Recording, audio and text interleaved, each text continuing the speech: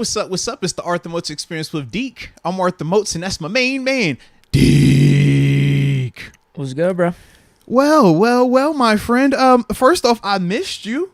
You know, I know you were gone doing your travels and stuff like that, man. I hope the wedding and your time spent away was refreshing and good for you. It was. I do think it was good for me. Just like you said with you being gone a month, you came back revitalized. I think I am too. Okay. Well, you look good. When I opened the door and I saw that Pins, jersey on, I was like, yes, for the culture, for Sid the Kid, man. You know, he obviously had the big overtime goal the other day. It was a breath of fresh air, man, because obviously we know this weekend wasn't as happy as we would have liked it to have been. No, you're right. Yes. But it's one of those things we got to get through. We got to talk about it, and we definitely will. So as we start every single show, let us know where y'all are tuning in from, Ben, in the chat. We will give you all that shout out, and then we will start with, today's show. But yeah, man, definitely a little heavy today, man. Yeah, for sure. We're obviously Absolutely, seeing a lot man. in the chat. Rest in peace, Dwayne Haskins, and we'll get to that after we do some of these shout outs. Try to get a little bit of normalcy in the sense of, everything that we're all dealing with, because this is definitely not easy to do today. Yeah. Not at all, man. So I'll start it off. We got Steelers Girl 517 tuning in from Lansing, Michigan. She's always tuning in. Yeah, without a doubt. Jacob Malacio, 919 NC in the house as always. Shout out. Spills. I don't know if I've seen this name before. I don't think so either. Pittsburgh, PA. Shout out right to in our Pittsburgh, backyards. PA in the building. Let's get it then. Okay. Ramiro Rodriguez, 602 Phoenix, Arizona. And then we got David Dupree, D.D. Smalls. In the house. Gainesville, Florida. Let's get it. Hunter Hunter Dudley, the 419. Toledo, Ohio. Says rest in peace, DH3. Absolutely, man. Also says Ohio. Perk Jr., 330 Youngstown, Ohio. And I'll say a couple more. Pass it off to you. All right. Sounds good, baby. 2 Cents Wanted, 954 Davy. Okay. I don't know where that is. Davie, Florida? Is that what it is? I think so, maybe. 954, sound about right. Scott Foradora, 814 Erie, PA. And then Chris B, Chi-Town.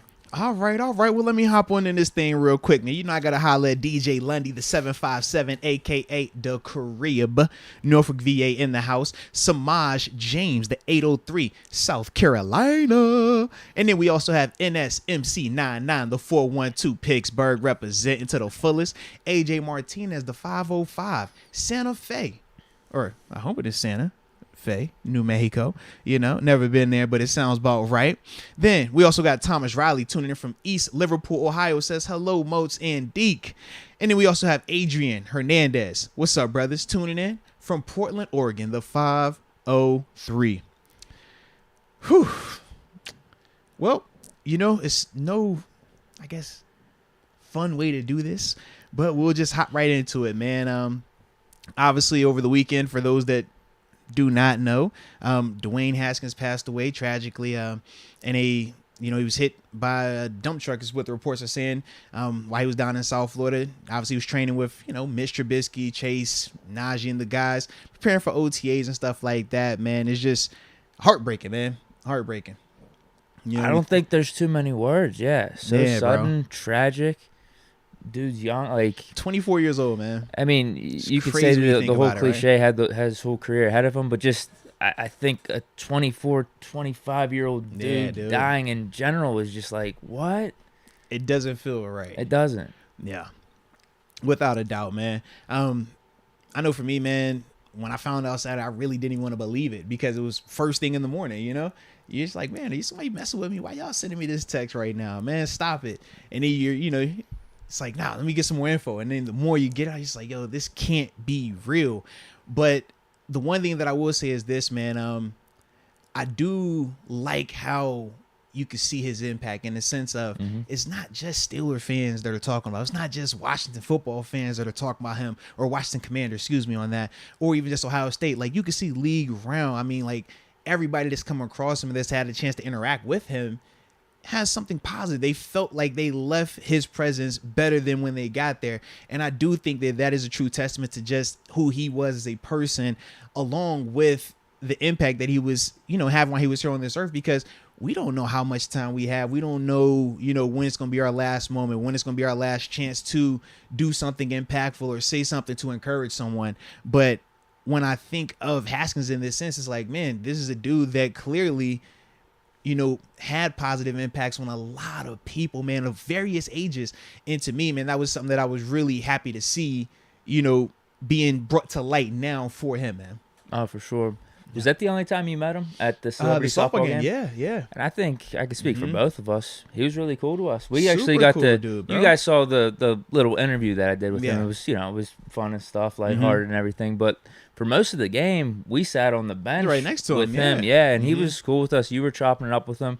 And it was funny, too. He was doing an interview. I think Richie Walsh came over, right? Yeah. ABC. He's like, hey, Dwayne, can we do an interview with you? He's like, yeah, for sure. And it was funny because I was like, bro, I'm just going to stay in this. Like, it's going to be funny. Him, yeah, I just sat behind him, had like the stash, my Pirates hat. I don't know if I'd never seen the actual video. I don't know if it ever aired. But I was just standing there doing like a really goofy face while he was doing an interview. Because it was all serious. Right. He just came over to the Steelers. He was like the big signing and stuff. So he wanted to get some coverage on Haskins. Yeah.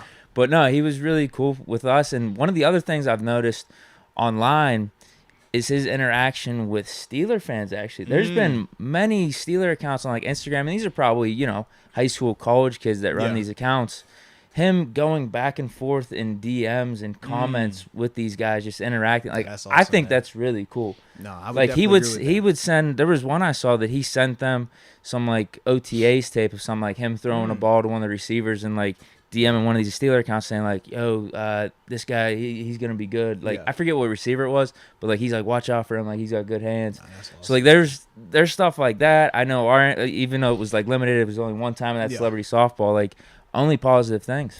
Well, and the thing that I also thought about going back to that moment, remember we both said this to ourselves because this was on the heels of, you know, him having a little bit of negative media surrounding what had happened with in Vegas with him and his wife.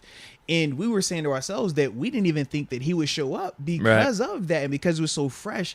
But to me, seeing him out there and how he conducted himself with us, with the media, with the fans, I instantly had so much more respect for him because I was like, man, it would be so much easier to just hide and not show up, not have to deal with that, regardless of how minute or if you were in the right or whatever. It would just be so much easier to not show up out there. You weren't getting paid for that. Literally think it was the day before. Seriously, yeah. And it was just like for him to still show up and still conduct himself the way that he did, to me, like I said, I just had so much more respect for him because of that. Just knowing as a person that's been in that spotlight, it's not easy to handle the public when you're, you know, dealing with something that might not be viewed as positive. But to me, man, I just thought that he was one of those guys, man, that did the right thing in that moment, man. And we saw ever since he came to Pittsburgh, it was never anything negative. Nope. Like you hear more and more about what he was doing in the not in the off season, but you know, on his off days in the community, some of the schools he was working with, some of the different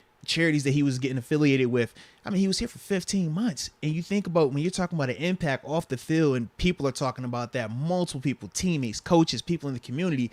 To me, I'm like, that's what you want to see. That's beautiful to me that he was able to have that type of impact, even though he was only here for such a short time. Yeah. And it seems like more and more with this stuff coming out, like his time in Washington is the outlier of his life or even just career in general. You know what I mean? The Ohio State, everyone was taught, or even coming up in high school, really hard-working dude. We get everyone together for practices and just try to team build, leadership. Yeah. And then with the Steelers, that's all we've talked about here, too. Absolutely, man. And in Washington, it just might have been a weird scenario for him going back to his hometown, coach. And we talked about that as well. Yeah, did we know if he wanted to draft him, too? And here's the thing. All that stuff really doesn't mean anything now, right? Like, how many times with us at our own jobs and stuff, things aren't going. People clash and stuff. It happens. It doesn't matter. It happens, especially whenever you take like the bird's eye view. It's like that stuff doesn't matter. I would say, looking through just his life and his career with how everyone's talking about him, like hard worker, leadership.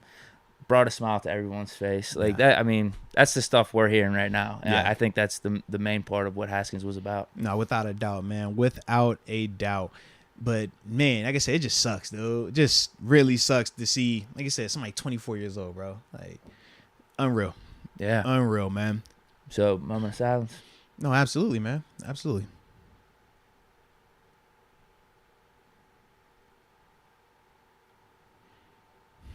No doubt, baby. No doubt.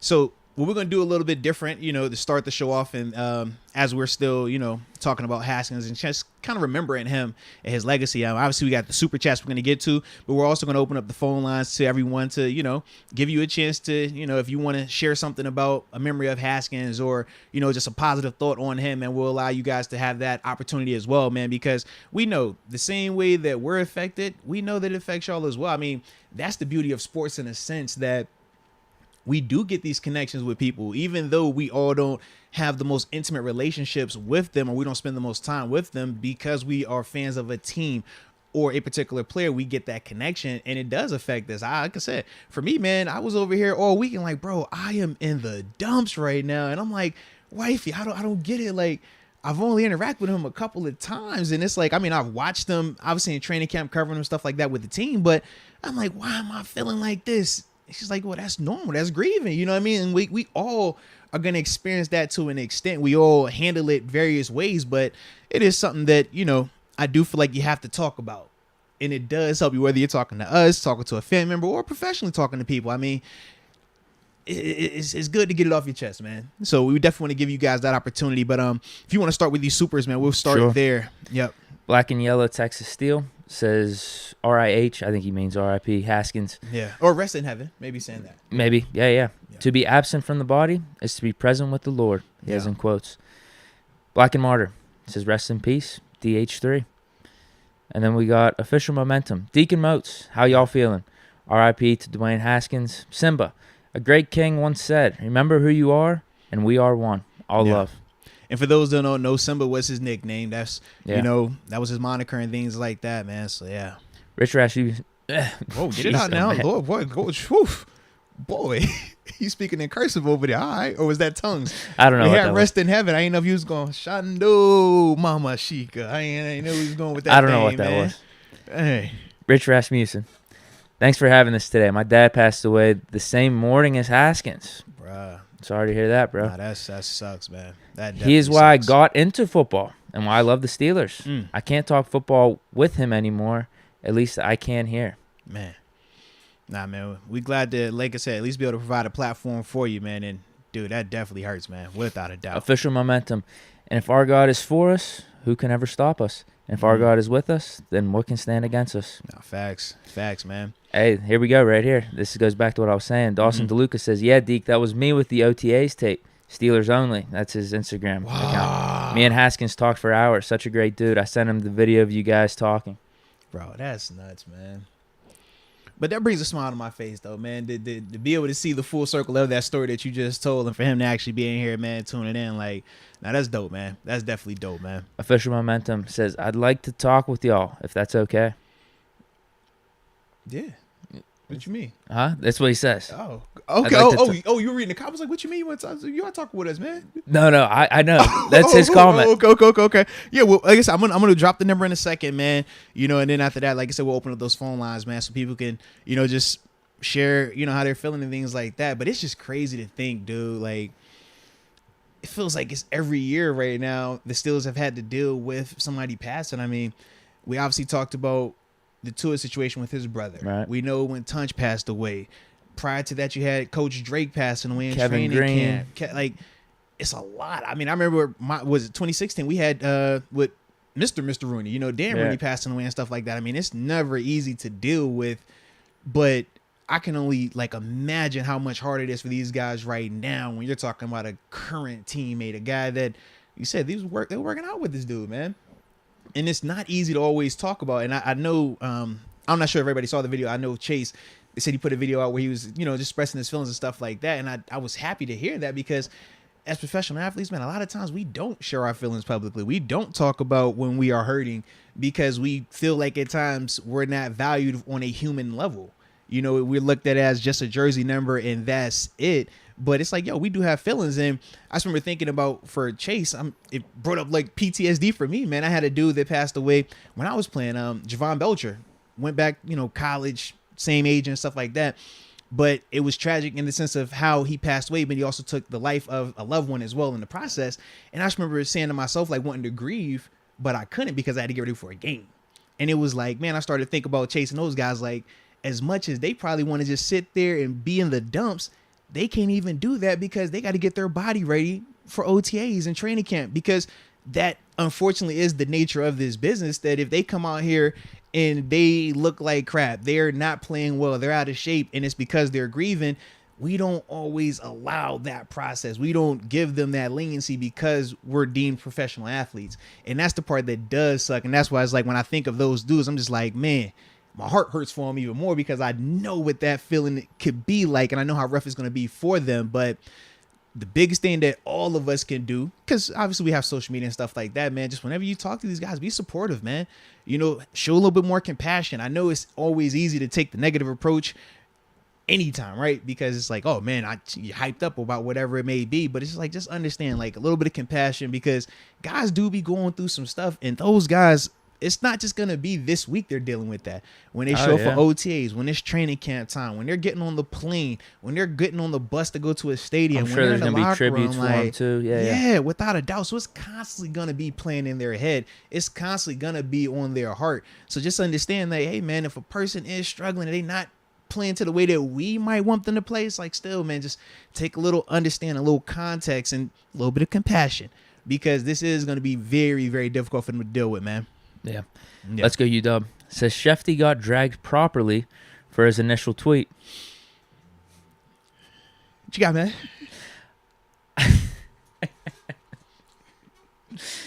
I think people blew it out of proportion. I mean, that's what I think. Was it not the best tweet to put out there? But I don't think Schefter's like that. No, I think he's sensitive to this type of stuff. But he's just a reporter. He botched it up a little bit. I do think we all can agree with that. But like how people are dragging him, as Let's Go UW said, I think it's way blown out of proportion. I agree. I feel like, could he have chosen a better time to put the struggle part in there? Sure, but when you're breaking news about somebody passing away, it's never easy. And I do feel like I was thinking that he kind of has like a thankless job. Yeah, right, that's a tough job with that. But I also think of, in the sense that, yes, us in Steeler Nation feel a type of way about it because it affects one of our players. But we can point to countless times where other teams, players, female, men, have went through stuff, passed away, suicide, or stopped competing at times because of their mental health or the way that they've been attacked, and we just laugh at it and say, hey, be tough, you're soft, and all these other things. So for me, it was one of those things in the sense of, it's like, man, I don't fault Schefter. Like, I think that Schefter's gonna learn from it, but it's a tough job. For me, the energy that went towards Schefter, I'm like, send that to Gil Brandt, because to me, that was a lot more offensive. That was a lot more just unnecessary, in a sense, in terms of what he was saying about Haskins specifically. Like, I wasn't a fan of that at all. But for Schefter, I'm just like, bro, you're in a tough spot. Nobody wants that part of that job. Everybody likes when you're breaking news about contracts and trades, but it's like, that's the other side of it, and it's never an easy way. But it's just one of the things that we all got to learn from it, right? Yeah. And hopefully he learns from it as well, but it's just never easy to do that. Yeah, you mentioned learn. I think all of us could. I don't think that's necessarily an appropriate time for everyone to go after Schefter. It's like, I agree, you're making Haskins' death about something completely different here. Like, right, because that's not going to help just negative his family energy all around. Friends, like, the people that are grieving him. That doesn't help. I know for me, that didn't make me feel better. I'm like, oh, we're getting on Schefter. Like, what? And I'm sure he, when it was brought to his attention, he's like, I probably didn't do this right. So, I mean, what else is there to do? Do we just want to eviscerate him the whole time? But the saying that hurt people is true. I mean, we know that a lot of people are grieving. We know that this impacts a ton of us. And I do think that's part of the reason why, at any moment, if they feel like it's something that they don't necessarily agree with 100%, that gives them a chance to lash out and just, all right, we're going to send this energy to him. But it's like, that's not going to bring back the reason we're all hurting. That's not going to fill that void in our hearts. And as I told my wife, it was like, sometimes, man, like, everything doesn't have a solution. Like, you're going to be feeling some feelings right now that a lot of us are dealing with, and there isn't a solution to that. I can't snap my fingers or say something or you do something that's going to change that. We all got to just deal with it in the way that we deal with it, in the way that we process it. But it is important, like I said, to just take a step back at times, man. Instead of just reacting to everything that happens like that, man, just take some time, man. Take some time. All right, we got an upper room member. Carry me. Oh, man, shout out to Carry Me. Carry Me. Welcome to the upper room. Yes, indeed. Yes, indeed. Google East says, rest in peace, Simba. And we also got Let's Go UW spinning the block says, Gil at least apologized publicly. From what I've heard, Schefter apologized to like Ryan Clark or talk to people within his circle. I mean, I don't think he necessarily has to apologize publicly for that. Yeah, and I ain't gonna lie. I mean, to me, apologies are cool, but I want to see your actions afterwards. Because let's be real, that apology, I mean, where's the validation with it? We're like, and I don't want to question it, but it's just like, man, we saw your actions when you spoke. Apologize. It's like, okay, I'll apologize. But, it's not good enough. Or, you know what I mean? Like, I want to just see like how your actions are going forward, because that's gonna be the true time. I mean, that's gonna be the true test, just how you handle yourself in time. But it definitely was very insensitive the way he was handling it. But I don't want to spend a lot of time on the negative part of it, because like I said, that's not going to change anything. That's not going to make us feel any better about this thing, man. And if anything, it just gives more light to the negative part, and that's something that like I said, I don't really want to dwell in. But no, for sure. Yeah, because that's what happened, and that's goes back to my point. Like I feel like talking about Schefter and it's taking away from kind of what, I don't know if we should be talking, because everyone handles this type of stuff differently, but it takes away that attention into just a whole completely direction. Yeah. And we're talking about like, what should you tweet? What should versus really us just be talking about that? Versus us just mourning and remembering the life of Dwayne Haskins and those that he, had a positive impact on. So without a doubt, man. Should Schefter be suspended? It's like, come on, like, so y'all gotta chill, man. He needs to apologize. What should he apologize? I don't know, man. Is that necessary? Like, should we be talking about that right now? Right.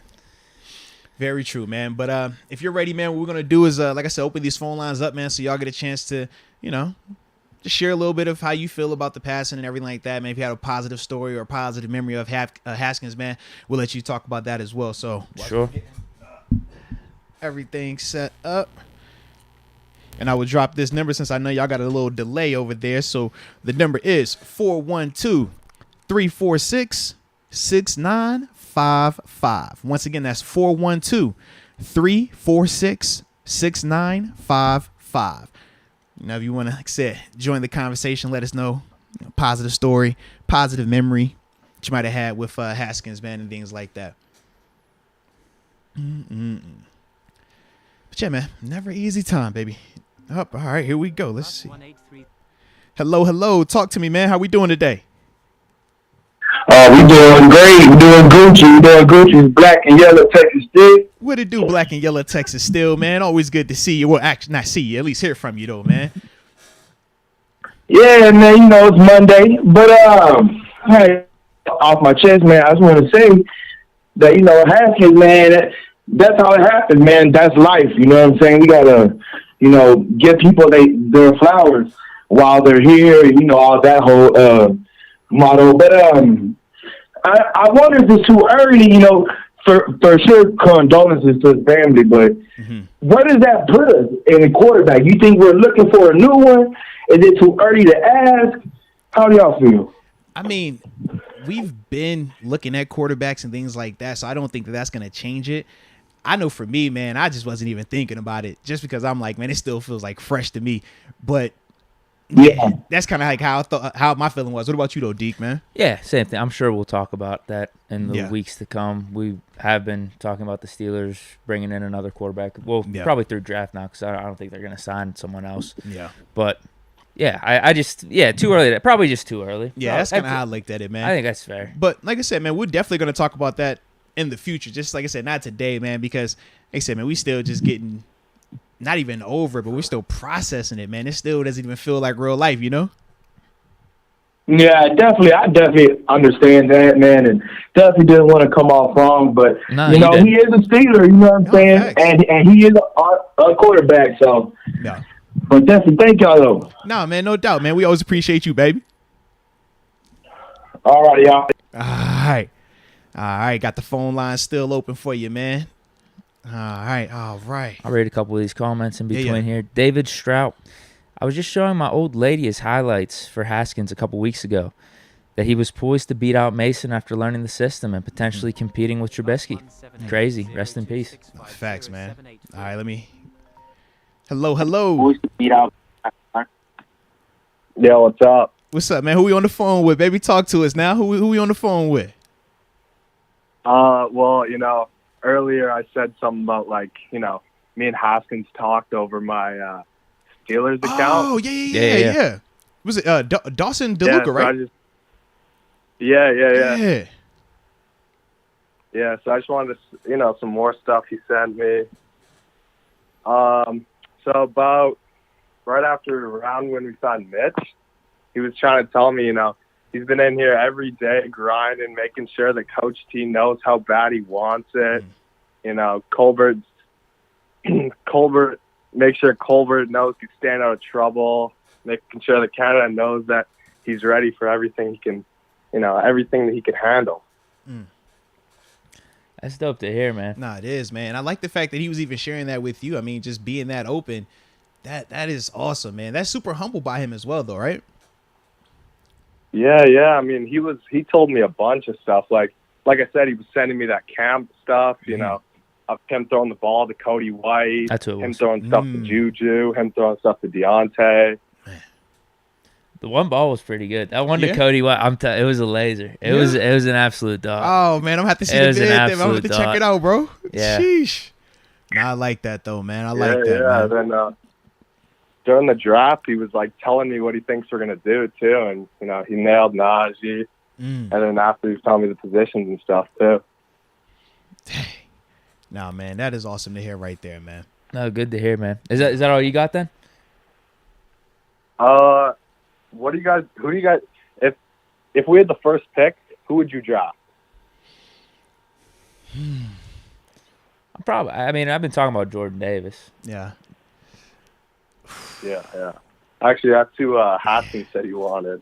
Oh, really? Oh, wow. Okay. Yeah. I mean, obviously Jordan Davis is good. I mean, if that's what he said, then I like that as well, man. Yeah, like I said, for me, man, I haven't. It does seem very trivial, yet, 100%. Yeah. It does seem very trivial to be talking about just Steelers, who they should draft. Right. Anything else in related to Steelers. Probably at least for a few more days here. Yeah. But no, man, we definitely appreciate you though sharing that story though, man. And man, you stay strong too, man, because I know that definitely has to have an impact on you, man, being that you were having those conversations with them, So we'll definitely keep you in our thoughts and prayers also. Yeah. Thank you. No Have a good day, boys. You too. You too, bro. All right. Take a couple more calls, man. Once again, the number. Oh, here we go. Got another one calling in. All right. Hello. Who we on the phone with, baby? Oh, I guess no. They had enough. Said they didn't want to talk. Hello. Hello, this is Chubb. Am I on the line? Yeah, can you hear me? Yeah. What's up, man? You're This on. is Moats You're and live. Deke, baby. Talk to us, man. Hey, all right. So I'm from Steve-Bus. I'm an Ohio State fan. Oh, So okay. seeing this youngin really develop, I just want to really bring to light to everyone watching this the chain of events, because Dwayne Haskins beat out Joe Burrow in that lineup. He really changed the career. He's just been so significant and just spreading that good vibe and really manifesting that his skill players are going to perform and succeed. Because Terry McLaurin, he's a wide receiver one. He even recognized that. It's like the respect from this guy. It's really, I take it to light. I was so grateful, just to see you guys content creating, with this whole brand. I respect you guys so much. And I'm going to have myself a 412 brand eventually. I can't wait to cross bridges for you guys.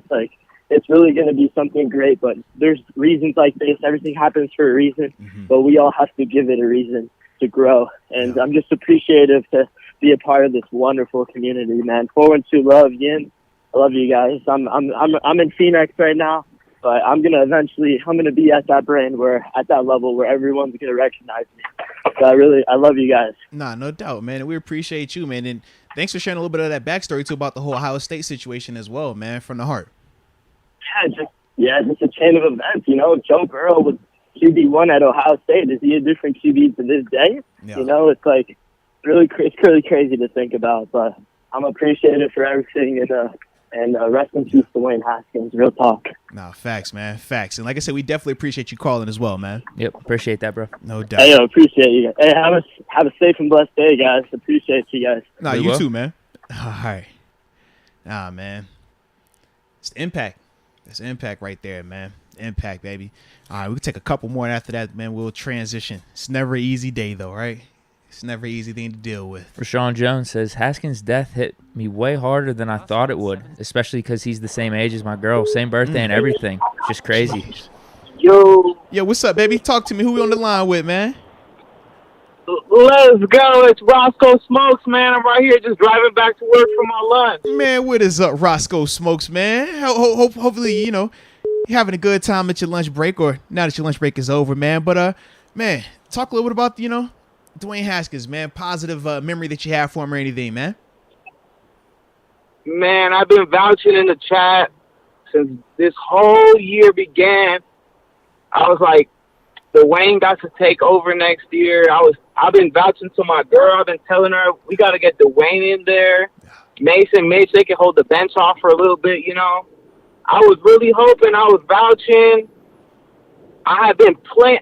I'm so Dwayne, man. I was throwing him in on Madden. I would take out Ben a little bit, throw in Dwayne, see what he got going just for next year, Yeah. And then when that news came on Saturday, man, that was just so heartbreaking to my soul. I was just really down, man. Like, I just couldn't believe it. I was just vouching for him so much. In the chat, I would put in there, man, get Dwayne in there. Forget Mason, man. I was really vouching for him this year, and just seeing that. The best memories that I had was just seeing him, how he interacted just so quick with everyone on the what's it called, man? I'm sorry. Social media. I'm driving right now. Instagram. Oh, you good, man. On social media, though. I'm with you. We following. Yeah, he was just interacting with everybody on the sideline, just seeing how everybody cool with him. And you could see that he was ready to set in and just be the starter, man. I could really just see it in him, man. Dwayne, man, rest in peace, his soul. And I was just so heartbroken to see that. But, yeah, man, just to see how he came into the Steelers and everybody just kind of brought him in, loved him, and forgot just to see all the best sides of Dwayne on the Steelers. I'm really happy to just be on this call and be able to say all this for y'all, man. Nah, we glad that you're sharing it as well, man, because like I said, man, we have our perspective of him and our relationship, but we know each and every one of y'all have your own various relationships, some more personal than others, but as a whole, he impacted a lot of us, man, and that's why it was important to, like I said, open that platform up so y'all can express yourselves, man. So that is actually good to hear from you. And I agree, man. I thought that his ability to just fit in was almost seamless, when he joined the Steelers, man. And that is something that we don't always take for granted, because we do know not everybody fits or meshes well, man. But Haskins, man, his transition was smooth, man. It really was. Think of all the stuff that we've heard from everyone. TJ Watt, Cam Hayward, Ben, like literally everyone on the Steelers speaking very highly of Haskins. Yeah. Definitely they spoke high of him deep. I love his style too. The main thing I loved about him, just his style, how he threw on that in that one interview he was doing. He threw on the Chrome Hearts yellow and black hat. Ooh. Just has the Steelers in him. Yeah. I love that interview. I would watch every interview he threw up. I would always watch Dwayne. I was really vouching for him, man. I loved his style. Everything about him was just such a humble dude, man. Nah, facts, man. Facts. Man, we definitely appreciate you sharing that with us, though, man. You feel me? And enjoy the rest of your work day. Don't work too hard, though, okay? No doubt. Y'all have a blessed one. I appreciate y'all. Nah, likewise, man. No doubt, bro. For sure. Nah, man. See, I like that right there, man. I do enjoy hearing these stories, man. Just how he impacted everyone, because like I said, man, that's what you want. You want a person that leaves a legacy, man, that touches people in a certain way, man. And he definitely did that, man. Yeah. One more? Yeah, we'll do one more. Then after that, man, we will transition. All righty. Here we go. I feel like every time I turn this phone thing on, man. Oh, here we go. Oh, nope. Just wait a second. It's like a little delay. I like it. I try to cut the number before they read your phone number off online for everybody too, right? Hello. Who we on the phone with, baby? Talk to me. Hey, man. This is Dylan from Florida. I'm glad I had to catch y'all. Long-time listener, long-time fan. So appreciate happy that. to be on. I wish it was better we circumstances. definitely appreciate you, man. We definitely appreciate you riding with us, man. And, catching the live show and actually calling in too, man. We love to always have that interaction, man. It's awesome to hear, man. But talk to us, man. Sure. Yeah. Talk to us, man. You got a favorite memory moment, man? I think my favorite memory is that I love the way that the team kind of came around them, and you could just tell like we embraced them as a family here. Yeah. And it's like the second we all got that news, it doesn't matter where you were, your heart just sunk. Like you were really caught up in the fact that it's like, wow, you know, it's bigger than football. We're a brotherhood. And we've been through so much, you know, Shazier getting injured, you know, Tua's brother, as you were saying, and passing the damn Rooney. Like, as Steelers, we go through a lot, but it's all love. So, you know, I know we won't forget him anytime soon, and I'm just so thankful that y'all have a platform that we can express this at, and that we're going to continue to show love and remember him, and hopefully we win a chip for him this year. Nah, facts, man. Facts. I mean, if there was any, you know, lack of motivation for the guys this year, I mean, this right here just adds to that, man. Adds fuel to the fire, man. And we'll see, like I said, how they respond to it, man. But this is just, it sucks. Yeah. It definitely sucks. But you're right, though. It's a brotherhood, man. And that's what makes Steelers family. Yeah. No. It really does. And, like, I said we need to reach out to all them boys that were down there with them in Florida just to make sure that they're okay. Because, facts, you know, man. They don't get a chance to grieve, like you were saying, but at the same time, like, you know, let them shed those tears. It's okay, you know. This is not something that's normal, but it's gonna make you appreciate life just a little bit more. Like I had to go hug my woman after that and just be like, look, you know what? Nothing's promised. Cause 24 millionaire, just gone. But yo, I mean, much love. I don't care if we get a quarterback. I don't care what we get this year. It's really not important. I just care that, you know, we continue to be the organization I think that we are, and, you know, show them how it's done. Nah, without a doubt, man. Without a doubt. And, man, we definitely appreciate you, too, man, taking some time to hop in on the call with us, man, and being a supporter of the show, too. Oh, yeah, for sure, baby. One love. No doubt, baby. Peace. Yeah, what he brought up with all the dudes that were down there with him, like, that's got to be insane. Like, you were just with him the day before. I think Haskins even had like an IG picture or IG video of like Najee Harris. Literally, it was probably like 12 hours before the action happened. That's super crazy. Unfortunate, man. Super unfortunate. But like you said, man, the dudes, man, that were down there, whenever y'all interact with them, whether it's via social media or if you're, you know, in person with them, man, just let them know you're thinking about them. Let them know that, you know, you're doing all right. You care about them and check on them, man. Just how you feeling, you know, because that is something that us as players, we don't talk about a lot. We don't express that side because we don't really feel like it's a safe space to be vulnerable.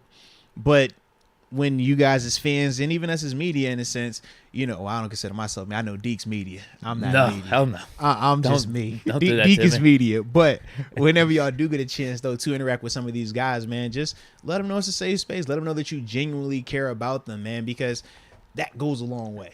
It really does, because we don't get that often. You know, like I said, it's more times than not you feel like you're just a number and not a person. But anytime you get a chance to make a player feel like they're actually a legitimate person, man, it will go a long way for them, man. So that's the truth right there, baby. Oh, and obviously Haskins' family and parents, because Russell Schwartz right here brings it up. The pain that Haskins' parents are feeling should never be felt. Unfortunately, I know the pain of losing a child. God bless them with peaceful days. Nah, man, that's rough, man. That is rough, man. Whew. That's the thing. I guess you don't have to go through this alone, though. Yeah, and that's the truth, yeah. People have experienced situations like that, and sharing, being together, trying to get through it. I mean, we just got to help each other out. That's really what it is. That's community, though, right? Right. That's why. That's what's crazy about this, though. Like, as much as it's the Steelers, a football team, like, it's this community, and like that's why it's affecting what we're talking about, how we're handling things, because we are sensitive to that. I think we all are. Yeah, and that is the beauty too of Steeler Nation, right? We are so passionate about this organization that, as a byproduct of our passion for the Steelers as a team, it makes us get connected to the individuals that are part of it, whether they are players, coaches, staff in general, and that's why anytime we've had any type of negativity surrounding them or something tragic has happened, it's affected it. You think about Tunch Ilk and how we were over him. We talked about Daryl Drake. We've seen, you know, just how the different guys have reacted to any tragedy or just the passing of someone, not just the players, but the fans. And that is a testament to the Steeler community. And that's what makes Steeler Nation so unique, because it's not like this everywhere else. You know, it's probably a handful of fan bases that are really like this, where we're all able to just bond together about highs and lows and whatever else may come in between. And that's something that, we don't take for granted, man. It's an awesome situation, man. That's what makes y'all awesome, and that's what makes Steeler Nation awesome, man. Debbie Lee. Yeah. Love and appreciate you too. Always being genuine. We try. Man, facts, man. We try. I mean, it's not easy in situations like this, man. We got to get up here, and talk about the passing of such a young person, man. But, it's y'all make it a lot easier. I'll tell you that, man. Y'all definitely make it easier, man. Samurai Finn. Always rooted against Dwayne because he beat my Huskies in the Rose Bowl. Ooh. UConn made a Rose Bowl? No, I think Washington. Washington, bro. I say Washington. not you. Yeah, definitely not UConn, bro. I guess Washington made it. Okay. Definitely Washington. He says UConn. I say, wait a minute. He says, I feel like shit for that. Wish I could see him compete this year to start. Yeah. Rest in peace.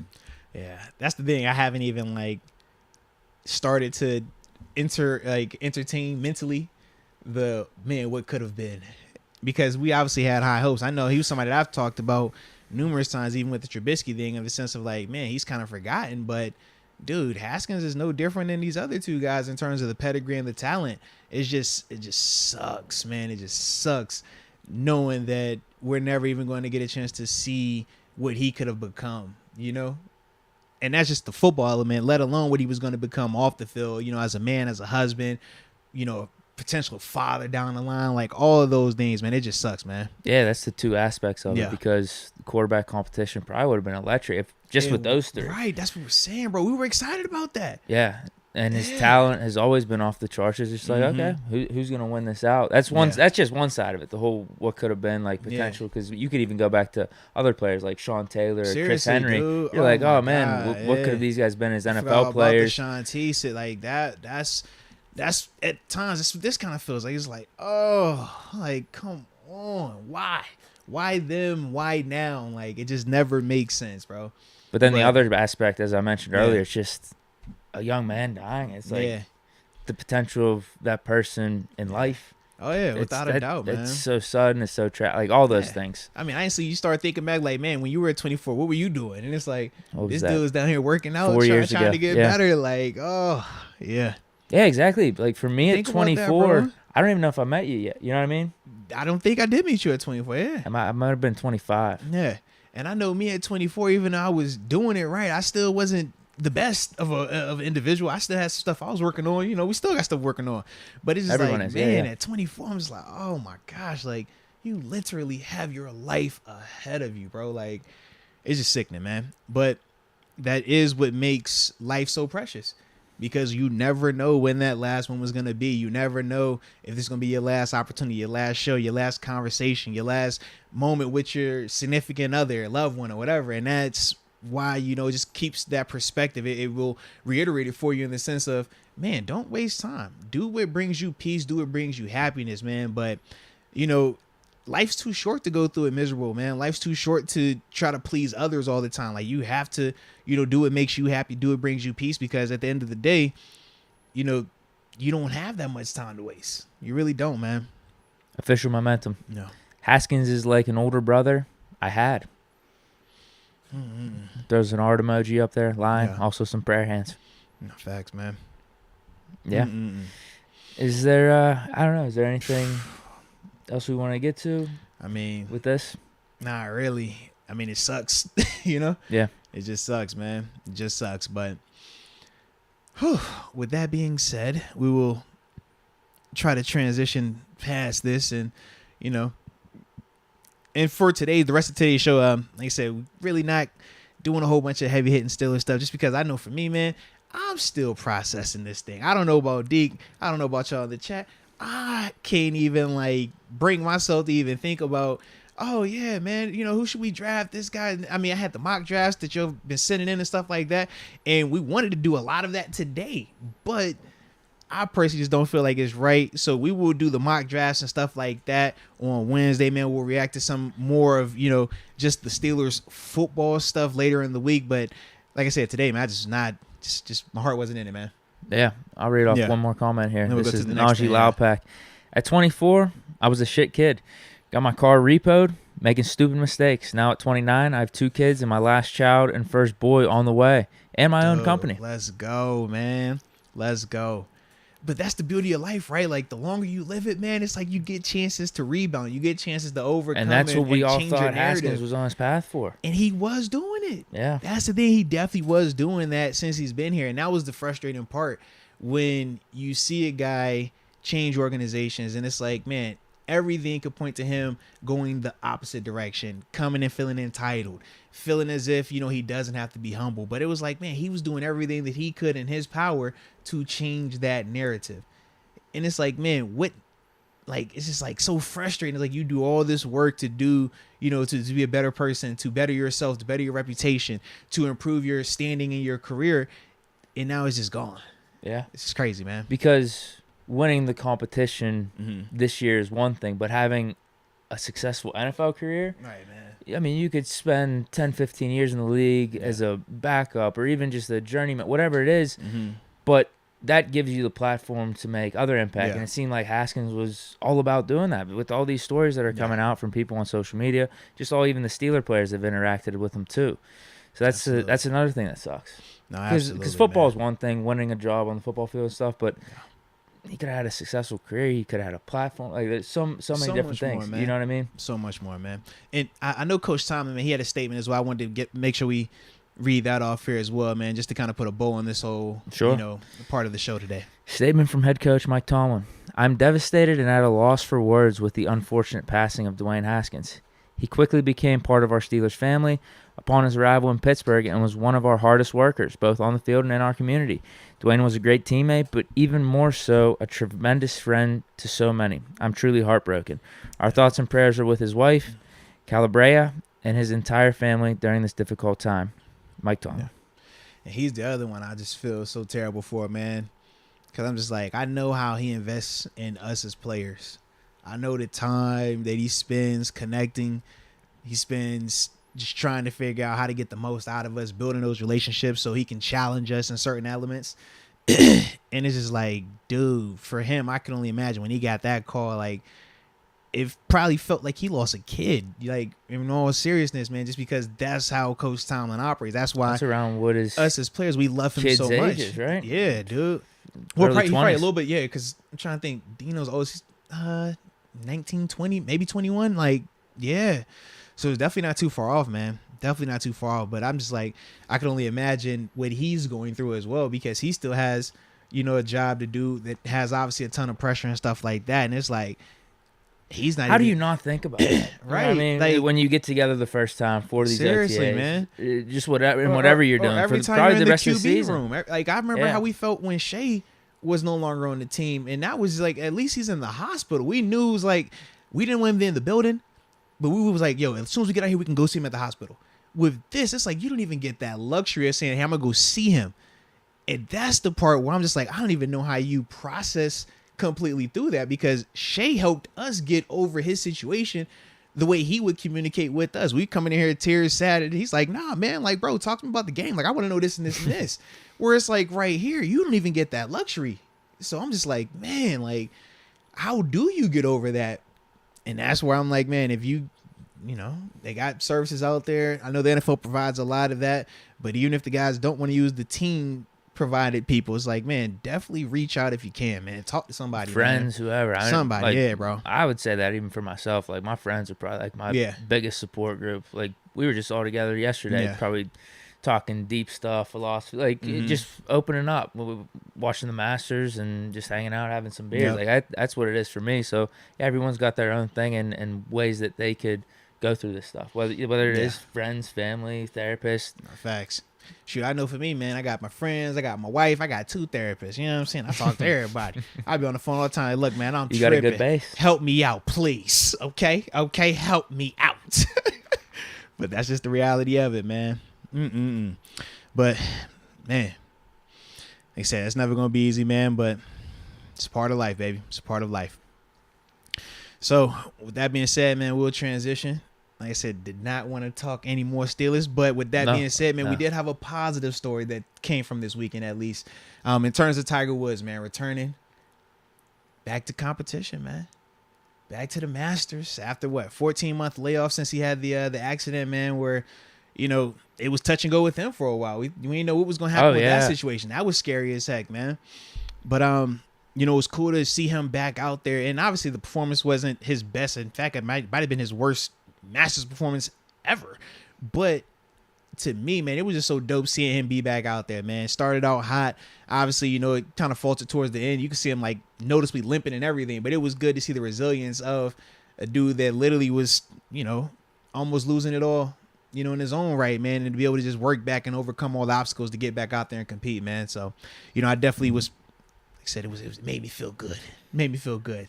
But I know you're the golf guy, man. Talk to me, man. How was you feeling, man, seeing my man Tiger back out there? It's mixed emotions. It's weird because it is good. And the other side of it's like, oh, man, I don't know if we're ever going to see the Tiger again, of, you know, 10, 15 years ago. Or even just, here's the thing, because Tiger in 2019 when he won the Masters wasn't the same of Tiger in when the he was 2000s, like in his prime, even going up to like maybe even 2010, 2011.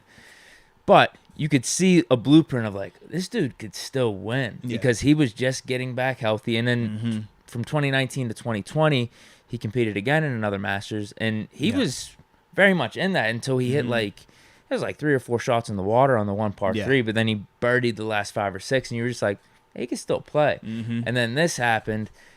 I just don't know if the recovery process is going to get him to that type of point because you see the limping, you see that he can't bend down. So that's like really frustrating for me to see. Especially like as the rounds went on, like first round, he was still, I think he was 2 under par, maybe 1 under par. Dude, it could have been 3. Yeah, he looked like good, relatively speaking, compared to the layoff, but you could definitely see the more he had to go back out there, that's when it started to get him. And that's been, you know, from my understanding, the biggest issue with Tiger is just the health part. I know he had the back stuff, back he was dealing surgeries, with that. all that type of stuff. Because even when you look at his swing, his swing actually looks pretty good. His putting kind of failed him in round 3 and 4, like the short game and stuff. But his putting was really bad. It's weird. I don't know. He already committed to the British Open, so I saw it's in July. He's gonna do oh my goodness, which one was it in July he's supposed to be doing? I think that's it. That's you the one, talking about the major? There's not another tournament. Was it the I'm missing? Open? Yeah, the British Open. So he's gonna. I don't know what his schedule's gonna be like, but if that's his next tournament, he's St. gonna Andrews, miss. That's what it is. Yeah, he's gonna miss 2 majors in between because there's a PGA Championship in May and then also the US Open in June. If that's his schedule, it kind of sucks to hear. Just because like Phil Mickelson won the PGA Championship last year, and he was like, I don't know if he was 50 or 51, 52, and Tiger's like 46, 47. Yeah, I mean, he's still got time, though. He's got time, still but time, man. I feel like this injury, I don't know what the recovery process is for him. Like, if he can still recover in a positive direction from here, like if this is just the start, or if he's only maintaining. Because if he's only maintaining, that sucks. That really sucks. But if he could still get healthier going forward, then maybe he's got a chance. Because it looked like his game was there at points. Those first 2 rounds. Sometimes he looked really good. Just like his body started to let him down. That was like, that's all I could think of watching him on that fourth go around. I'm just like, he is laboring. And then by the time he got to the 18th, I mean, you see everybody there giving him the big standing ovation. It was beautiful to see. But you're just watching him limp bad. I'm just like, no, not my dog Tiger, man. Like, Tiger's an icon when it comes to golf. Like, Tiger's the reason why I started watching golf. The reason my daddy watched golf. Like, I'm talking to my son like, yo, gee, that guy right there, that's Tiger Woods, yo. Like, that's the dude. Tiger Woods, y'all. Like, that's Tiger, baby. You know what I mean? And yeah, to me, man, it's just one of those things. Like, I hope he can get back to like being the Tiger that we all know and love, because he's better for the game of golf, man. He makes it, to me, it makes it more exciting, man. It's just fun to watch him out there, man. Yeah, the sad thing for me was seeing some of his drives. They were going probably like 280. I don't know if some of them reached up to like 290. But even back in 2019 and 2020, like, he was out driving some of these young dudes. And that was still him in a different form of Tiger Woods than what he was in his prime. Like crazy he was still that good. Yeah. So I hope he can get to some form of fashion, because it might have to be where he is playing like this complete mental game now. But think about this. We're talking 14 months removed from him. And this was his first one. Being airlifted, touch and go if he's ever going to walk, live, whatever. And it's like, man, for you to do that 14 months in, I'm willing to bet on, the more time, happens from that accident, the longer your recovery. Same what we say about Devin Bush, right? And Banner and all these other guys that have been injured. at time, yeah, the longer you're away from it, your body will become better from that. You will heal up, and hopefully come back at a higher clip. I mean, Ben is another guy, right? We talk about when he had the elbow injury and how the further away was like, you know what? No, he said it's not this anymore. It's this. Like, he's getting better with that part. So I'm hoping with Tiger, man, it's a similar situation, man. Yeah, I don't even know what surgery exactly he had on his leg either. Yeah. Like, it was a full just reconstruction of his leg. Because I have no clue. I mean, because he had the compound fractures, which means when the bones are like hanging out the skin. Not to be too graphic and gory, but we know that's significant at times. You know what I mean? So yeah. Did you watch the whole Masters though? I did, man. No way. So I was tuning in and out. I was in and out. I did like the Scotty dude. I thought he was dope. But I was gonna tell you this, man. I can't believe that dude. I was gonna tell you this though, bro. I felt so much better about my golf game because it was I forgot who he was. He was driving, and he like shanked the ball so bad to the way he gets mad, starts beating his driver on. I'm like, bro, what is he doing? And then he hit it again, and it was kind of better, but I'm like, bro, it ain't that much better. And then I saw a cat. He had a putt. It wasn't far. I'm thinking, like, it's a chip shot. He missed it. I'm like, oh, so I'm not the only one that has, iffy driving, and I'm the only one who can miss these short putts. I felt way better. It inspired me to be back out there. I was like, you know what? I feel a lot better now. Yes. That Schefter dude, man, No. you got to give it to him. I mean, he was from start to finish most consistent, best golfer. Yeah. And he's come out of nowhere. Yeah, I didn't even know about this dude, bro. No, I didn't either, but he's won 3 of his last 4 tournaments heading into the Masters. Oh, wow, the Masters being his 4th. Yeah. The last dude to do that, to have 4 tournament wins, one including the Masters this early in the season, was Arnold Palmer. Like, this dude's on one right now. And like, how old is he? He's 25. Doesn't he look like he's but 35? I thought he was Yeah. 25. I was like, yo, he ain't just come out the blue. It was crazy. His swing's kind of weird. Like, he drops that left foot, it slides and stuff, but he gets he was it consistent done, as dude. heck, though, bro. He was super consistent watching him, man. Yeah.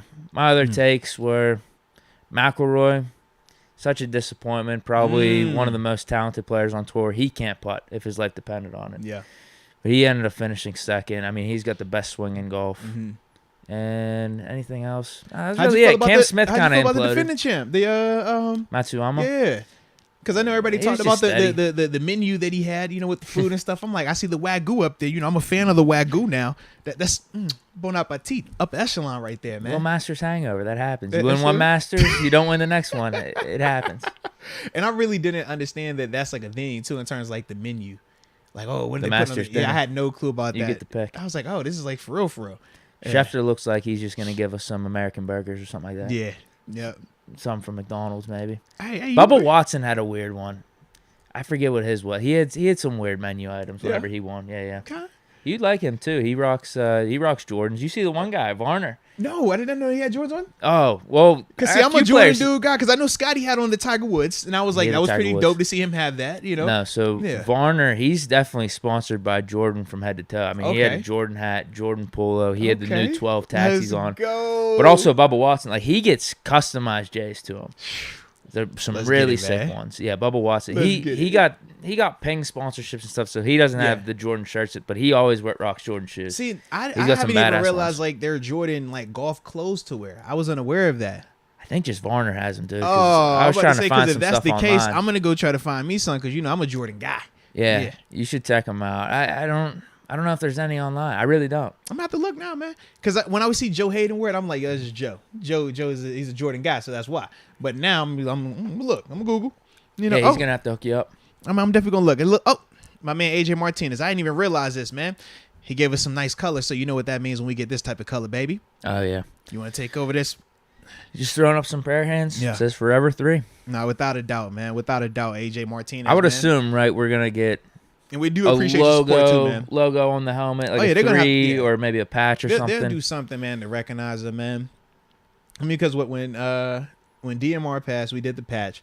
When Coach Drake passed, they did the sticker on the back of the helmet. I can't remember. Did they do anything for Tunch?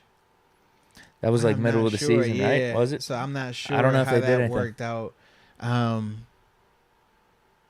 Yeah, but they're gonna do something, man. At the I would same time, assume. it's still so fresh. I mean, because I saw was it Ryan Day at Ohio State talking about what they're planning to do in a sense. I know they said they're gonna honor him at the spring game, but they said they're gonna do some other stuff. But they're just taking time to like think it through to make sure they're doing it the right way. And I do think Stills are taking a similar approach because it's so fresh, man. You don't want to do anything that might come off as distasteful or not. Oh, and you got a lot of time either. too. Yeah, so they're definitely gonna do something though, man, without a doubt. All right, is that all we got for golf? It is, man. It definitely is, man. But actually, I was gonna ask you this though, man. Okay. Actually, we'll be good, man. You We'll sure? Yeah, we're good. Let's hear it. We're good, man. We're good, man. I was thinking about something. We're good. We're You good. sure? Yeah, we're good. Is we're it good. golf related? It was, but we're good, man. Wait, why not? Let's hear it. Cause we're right, man. All right. Yeah, it ain't that deep. You're gonna have to tell me off the mic. Then. If I remember it all the way, we'll get to it, man. But no worries. But I did, just remember that we do have a bill we need to pay today. Okay. Usually I don't like to pay bills on days like today, but haven't been paying this bill, so we got to pay this bill real quick. Because, today's show is brought to you by Manscaped, the leaders in below the waistline grooming. And Deke, ball security is key. We know that we got a ton of new prospects coming up because the draft is happening soon. And they're going to need to make sure that their balls are secure as well. And that is what Manscaped does for you and the crew and everybody included in between that thing, man. So it's pretty simple what you do. You get that Lawnmower 4.0. You turn the light on because I like to operate with the light on. Like how we doing here when we're recording, okay? And you take it low and slow. But then when you're done with that and you trim that, grass low so the tree can show a little bit more, they will be calling you a cool nickname like your nickname. You want to tell me your nickname again? Which one? Which one?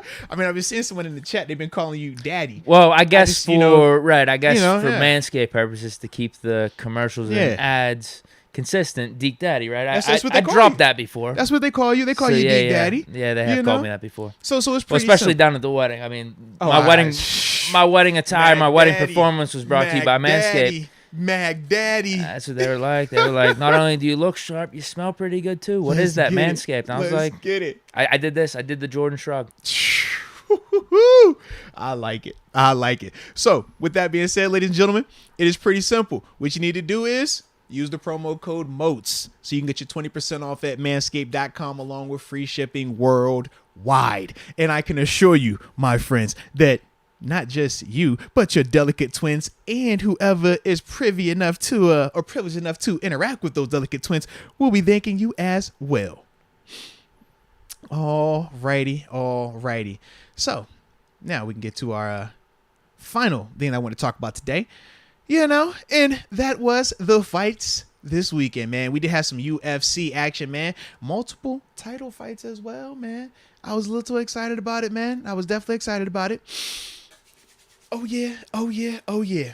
So, start with the first one. No, I don't want to start with the title fight first, or do I want to start with the fight that I was most excited about? Whatever, dude.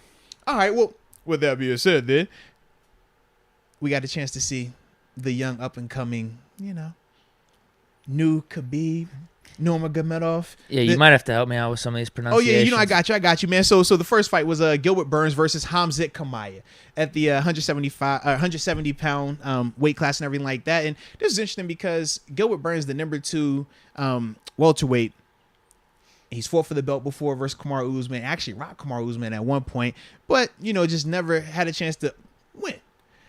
Now, Khamzat, man, is a dude that has been torching everybody. I don't think he's been hit more than 3 times going into this fight. Hadn't had a fight go outside the first round going into this fight. And he's big favorite too. Yeah, heavy favorite because he's been kicking a ton of butt, but he wasn't proven just yet. He's only ranked. He was 11. unranked. Yeah, at the time he was at 11, but we always say unranked. He's not in the top 10. That's kind of how I look at it, right? So with that though, this was going to be his biggest test, fighting the number 2 contender, and I loved what I saw, man. I thought, a great fight. Man, it was amazing. It was obviously fight of the night, and it was such a good fight that Dana White even went and paid Gilbert Burns his win portion, even though he didn't even win the fight. I definitely like that, man. But it was cool to see him be tested like that, man. Taking shots, seeing what his chin looked like, this cardio. If he had that championship girth that we always talk about, right? When it gets late into the fight, how's a guy going to respond when he's getting hit? When it's not a landslide, what does he look like? And I thought, man, as a whole, that Khamzat, man, he really showed out. And I ain't gonna lie, man, I'm cool with y'all. Just go ahead and bumping him up for a title fight next. I ain't gotta see him fight nobody else. Now, I know they talking about potentially having him fight Colby Covington. That's the dude that had just fought Jorge Masvidal had fought Kamaru Usman the past 2 times, stuff like that. Kobe's an excellent fighter in his own right. But man, Who would the title fight be? It would be versus Kamaru Usman. Yeah, because he's the guy who's been, unbeatable since he's gotten that belt. He's just torching everybody, whether it's wrestling them to death, punching their head off. I mean, he's talented, crazy talented, man. You don't think you got to build it up a little bit with the Covington? But this is my thing. You just beat the number 2 guy. It's like I've seen Kobe fight how many times now, and it's like, I mean, it's cool, but if you're Hamza, I'm like, bro, who you waiting on? Like, Kobe ain't the gatekeeper all of a sudden. Like, man, I'm cool, Kobe. You go run it back with, like, Jorge again or something. I don't know. If I'm Hamza, I want that title fight, bro. How you feeling about it, man? Would you give him the title fight, or you make him earn it? I like the build-up. Yeah. Yeah. Based off what I saw here, Yeah. I mean, I think he could beat Usman, right? I think it's going to be tough. Usman a dog, bro. Usman is a savage. This dude, here's my notes that I have. Yeah. How did Burns survive round 1? Oh, yeah, good call. Because it was crazy. Burns smoked. How do you pronounce his last name? Hamza. Or Kamaya? Yeah. Yeah, Kamaya. Kamaya.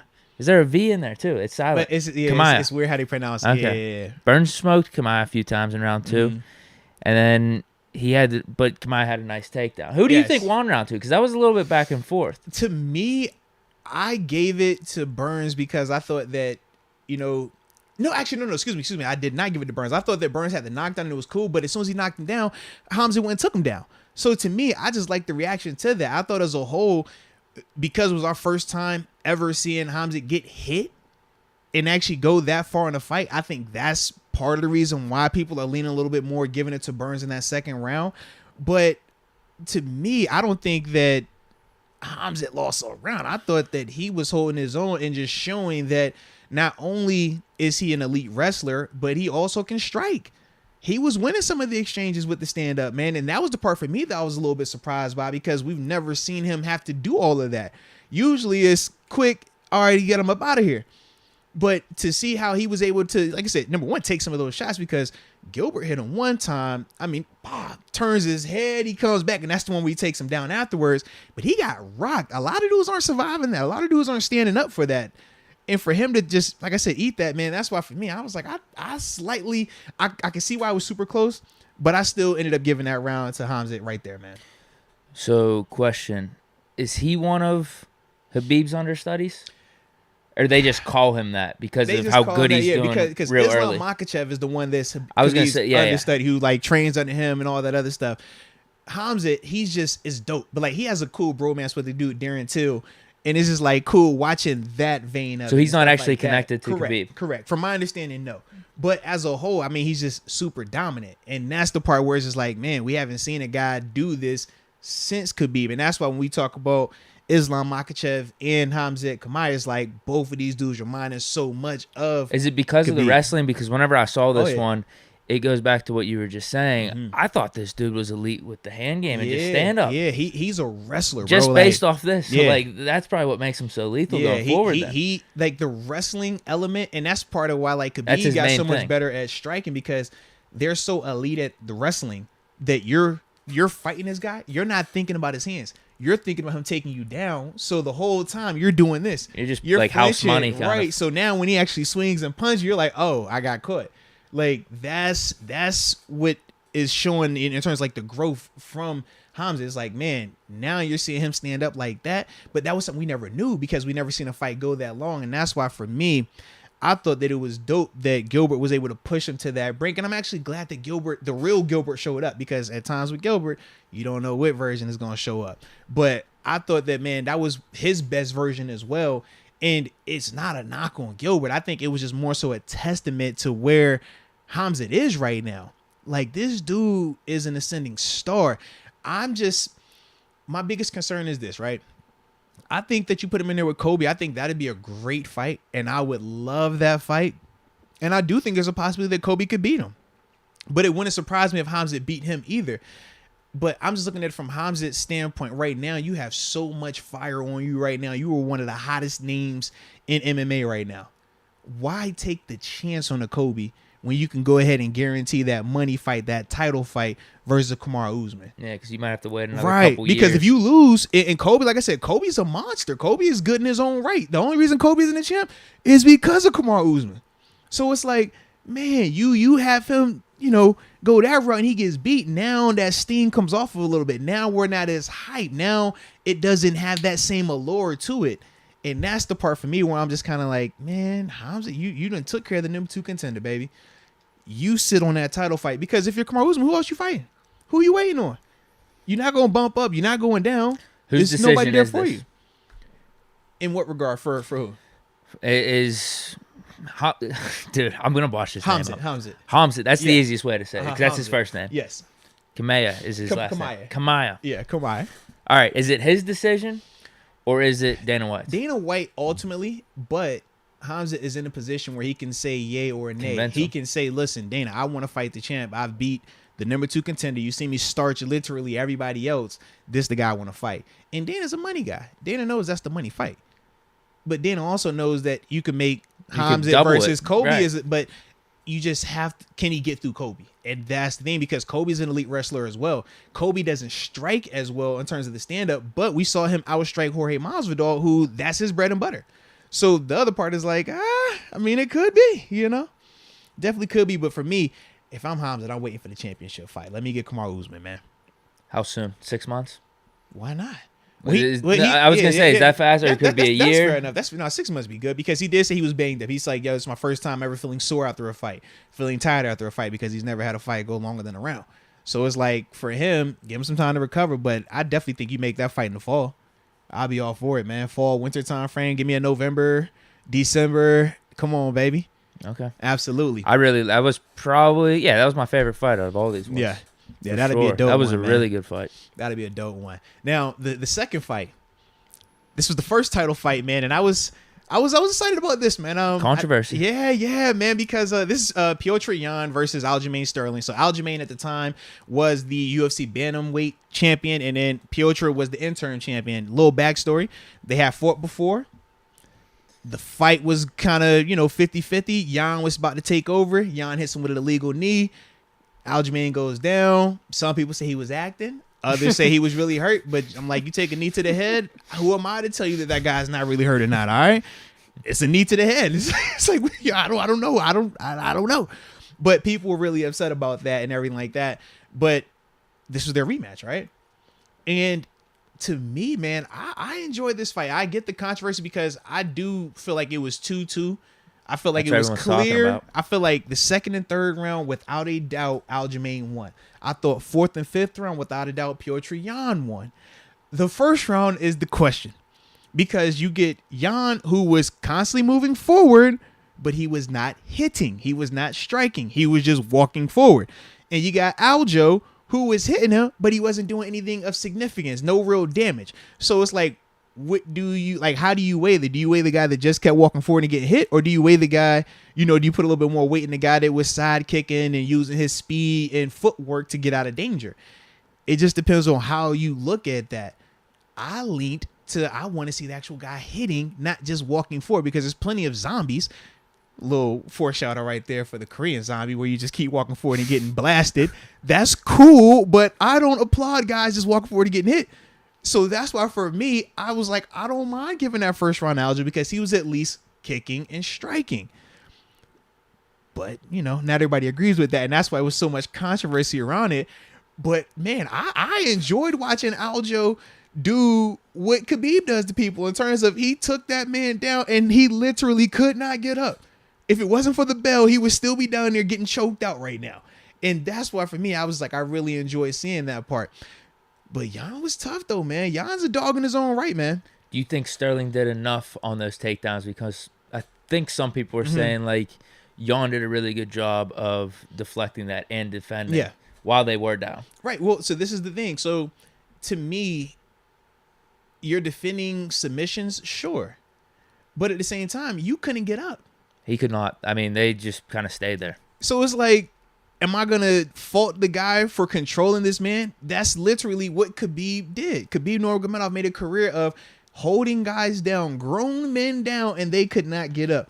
And he is going to be a UFC Hall of Famer. I think he is a UFC Hall of Famer. Excuse me. He got inducted earlier this year. It's like, we applauded that, but because it's Aljo and because a lot of people wanted Jan to beat him because of how the first fight ended, it was like, bro, I'm not about to fault him for that. That man needs to get up. And the third round, if I remember correctly, was actually when Aljo started pounding on him in a sense, like punching his head off. Yeah. Absolutely, man. So for me, I thought that Aljo did an awesome job right there, and he did what he was supposed to do. When it's on the ground, you could tell Aljo was at home, and Jan looked very uncomfortable. But you could also see when they were on the feet, Jan looked like he was at home. The only thing I fault Jan for was this. I said, man, I thought in the 5th round, he was striking him, and then he took him down. I didn't think that was going to help him out enough, because you can make a case that 2nd and 3rd round were 10-8 solely because he could not get up. 10-9, right? Yeah, he couldn't get up. It's like, that is bad. That doesn't look good. Whereas Jan, he never had that moment in the 4th or 5th where it's like, oh my God, he got this dude on the ropes. Like, it's looking rough. No, he just had the advantage. Right, that was it. I'm with you. So that's why for me, I still lean more Aljo in that sense, because I'm like, bro, he was because his he 2nd and 3rds were more dominant than Jan's 4th and 5th. And then if you're gonna, I'm with you on that first. I'll just take the dude that's hitting. Yeah. Now maybe there's an argument. I was watching this one video who broke down all the hits between the two in the first round. Maybe Jan had one more impactful hit, but in terms of just total volume, it was all in Sterling's favor. Yeah, absolutely, man. And I'll take that. I think just eye test whenever I watched it at the end of it, because whenever I was doing my research on this, there was all this controversial stuff surrounding it. I'm like, wait, how? Because whenever I was done watching the fight, I'm like, I thought Sterling won. Right. And then I went back to trying to figure out what the controversy was all about. It's like, all right, I could see it, but I just feel you got to give it to Sterling. Now, I don't think Jan won. If you're gonna split it, give him a draw. But no, I think Sterling was the right decision. How about Dana White saying? I know, but Dana's always emotional like that. He'll always say something outlandish, because it's like, okay, you had an issue with that fight, but it was a fight 3 fights ago, same type of situation, and he had nothing to say about that. He just he be in his feelings sometimes because he wanted Jan to win as well, and that's fine. Why was that? Well, just now you have the 3rd fight. Well, no, in the sense of like Jan is marketability. Jan is like viewed as the boogeyman, or supposed to be like the next mean dude. Taps into the Russian market as well, which Dana likes to throw fights abroad. So that's kind of his mindset with it. So it's like, man, I don't mind it. At times it's like, yo, could you be a little bit more like unbiased in those moments? Sure, but Dana's Dana. That's how he is. Just imagine man. Roger Goodell. Right, like seriously, that's they messed up like. the Jesse James catch. Yeah, like that's why I would think. I'm like, bro, you don't say that. And at the end of the day, it's like, I know you don't handpick these judges, but they're still under your umbrella. Like, if you got that big of an issue, you can either add more judges, you can change, you can ban. You have a lot more control in that situation.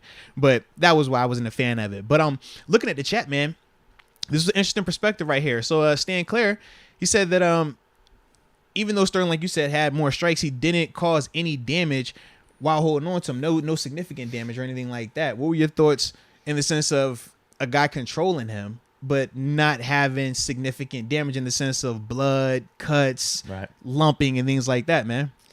I leave that more to you, because I don't know what the judges are specifically looking at or what way they lean. You know what I mean? Right. Like, from my understanding, man, significant strikes matter, but at the same time, ground control matters. And ground control is what Aljo had for 2 whole rounds, and that's where you're literally just keeping a guy on the ground. They can't move. Now, we understand, like, controlling the octagon, that does matter, and that's where you're talking about Jan just constantly going forward. But if he's just going forward and not hitting, how's that a positive? That's the part for me where I always have the disconnect. It's like, just because the guy walking forward, if he's walking forward and punching, cool. He wasn't doing that, though. So yeah, I thought Sterling won. Yeah, and I like the submission attempts as well, because he was still trying to get his rear naked. I wish he would have tried a different submission attempt instead of just the same, like, all right, I'm gonna punch, try to rear naked, because it's like, bro, all right, he's not going for it, but that is Aljo's bread and butter. Like, that's how he wins a lot of his fights. He's a rear naked guy. But to me, just as a whole, man, I thought that Aljo did what he needed to do to win the fight. I don't even know if I need to see a rematch. Personally, I'm cool on it, you know? I'm cool, just because it's like, man, Aljo has had to deal with so much negativity. And it's since like, the knee, huh? Right, and it's like, it ain't like he need himself, you know? But he instantly became the villain because of that. And then it's like he had neck surgery and everything. And now it's like he comes back, he wins this fight, 5 rounds. It's like, I don't want to hear it. It's kind of like we talked about with Kobe and Jorge. Don't give me all that extra after the fight. Don't be tough guy now. Was terrible. You had 25 whole minutes. So when I think of Jan, I'm like, I don't want to hear any of this. I'm mad. I don't want to hear any of this. Oh, I smashed. No. You had 25 minutes. When he had you on the ground, you couldn't do anything. Shut it up. Like, that's just my energy with it, man. Yeah, at least you left it up for interpretation. Yeah. And like I said, worst case in Jan's favor would have been a draw. But I do think I'm still leaning Sterling. Yeah. And Nick Wise says it the best. This is what I learned in boxing early on, and it carries over to UFC as well. Never leave a fight to the judges. Don't leave it to the judges, man. Don't leave it to them, man. That's what he did. Simple, man. Yeah, that's what he did for sure. And I think the judges did it right. Man, shout out to you, Deke, man. I didn't know what your energy was going to be on that fight right there because that was the coin flip, man. Like, some people I think it was Sterling. thought it was good. Other people were like, no, man, Jan got robbed, man. I can't believe this. And I'm just like, Jan had a chance to be on the ground. I mean, he had a chance to stand up. He ain't knock him out. When Aljo took him to the ground, that man couldn't get up, though. Yeah, and that's the same exact stuff that we saw from Khabib versus Conor. And I hated it. I hated the style. I'm like, this is so boring, but he's dominating Conor. I guess that's what the judges are going to favor. And that's what I would think. Like, Deke, imagine if a grown man just holds you in the corner and he's like, yo, shut up. Just sit here and take it. Like it. Like the fact that he's on top and you can't move, Deke. How you feel about that? You feel like you won that fight? No. You going to feel like, yo, this man manhandled me, bro. Like, can I at least get up next time, please? And that's kind of how I looked at this fight. Like, yo, he literally kept that man on the ground. Like, yo, shut up. Sit here. It's cool. How do you feel about, going back to the first one, the knee? How much do you think if it was him laying on the ground and stuff and be, like, in pain? Because I thought it was illegal right off the bat. And, like, Joe Rogan, I think even the announcer said it. Like, so that's illegal. Why did people think him acting, so in quotation marks, had anything to do with him getting the win? Because people look at it like it wasn't honorable in the sense of, oh, if you're going to win a belt, you need to win it by beating the champ. But it's like, if the champ hits you with an illegal move, how are you at fault for that? And it's like, you want this dude to get up and keep fighting, but if he's concussed from getting knee to the head, and when you watched it, it wasn't no soft knee. Oh, so hold on. That's my question. If he would have got up, they would have continued the fight? Yes. Oh. Yeah. And that's why it's like, you see the dude on the ground, but it's like, Deke, if you're legit hurt, and they're like, yo, you need to get up and fight because the fans want you to fight, but you know you're physically out of it. It's like, what sense does that make? And that was why, like, people have been so pissed off about, oh, man, you're an actor. I understand the controversy now. Right. But it's like, he didn't knee himself. So I thought even if he didn't go down and was kind of like in agony and whatnot, they would have just called the fight anyway because it was a legal move. Well, the referee asked him, he was like, yo, do you want to continue? But he was like, I already docked. Like, this is illegal. Like, if you can't keep going, this is illegal. It's a DQ. Like, I got this. So that's why I was like, all right. But because to me, like, I've seen, and this is the thing. So I see the controversy. So it's been fights before where, illegal moves have happened. So like John Jones was fighting a guy, Anthony Smith, and he had hit him. It was like he had him down. He punched him in the back of the head, and in that moment, Anthony could have just been like, you know what, I quit. He hurt me, and win the belt that way, right? But it was clear that he was not hurt. It was clear that the punch wasn't even as egregious. So that's why when Anthony got it, he was like, nah, bro, I'm good. But at that time, it was like, well, technically that wasn't illegal. It was a legal move. Like, you can't do that. So it would have been like, yo, it would have sucked, but it was justified. But you could tell he wasn't hurt. Whereas this, when he knees Aljo, you see Aljo instantly do what? Oh, like, he goes down because he knees him in the head. Shoot, Demetrius Johnson, Mighty Mouse, one of the greatest UFC fighters of all time. He's fighting in one fighting championships right now. His first time really getting knocked out, which happened like 2 years ago, he was down just like that and got kneed in the face. It's like, bro, that push you out, put you to sleep, man. So that's why for me, I'm just like, I don't feel that type of energy towards Aljo. Like, I don't look at Aljo as a bad guy or a villain because he stayed down. He got kneed in the head. And it's like, you know what you about to get up and keep fighting. And if you're already not clear and you fighting against Jan, it's like, you know what that fight going to be like. So to me, I didn't have an issue with it, man. And he just proved it. And he proved it this time, right? And that's my thing. I'm like, if he would have done that and never given the rematch, totally different. But it's like, bro, y'all just fought for the whole 5 rounds. We got our answer right there. You know? Yeah. Last fight? Oof. Is there anything to talk about? The great one, Alexander Volkanovski versus the Korean Zombie. Love the name. Love the heart. But Lord, that zombie got put to rest, baby. That zombie got put to rest. How was you feeling about that fight, man? I can't believe it was the last fight. I'm serious. After watching it, I didn't see it live on Saturday. Yeah. And I'm glad I didn't because the first before two it was like amazing. Then you get this one like, oh, it's a punching bag. Was this expected going in? Potentially yes, because Alexander has been on a tear. I mean, he's been through some dogs. I'm still jealous because, like I said, he beat my dude Max Holloway 2 times, and I thought that Max potentially won the second fight, but they gave it to Alexander. And he's continued to get better too. But the Korean Zombie has always gained. Korean Zombie has been fighting for a while. Is this dude nice. Like Cowboy Cerrone? No, not to that same extent, but same thing, but not to the same extent. Just throw him in there. Yeah. He says he like Cowboy. Similar, but not quite there just What's yet. the difference? Cowboy's, I guess, been doing it longer. And Cowboy takes more of like... They have the same archetype, he takes more like short notice fights, too. Cowboy, you call Cowboy on a Thursday, he be out there for Saturday for the fight. You know what I mean? That's Cowboy. Cowboy, man, I know you in the arena. I know it's like 12, but can you fight at 6? Man, you know I'm gang. Give me my hat, bro. Like, that's Cowboy. You know what I mean?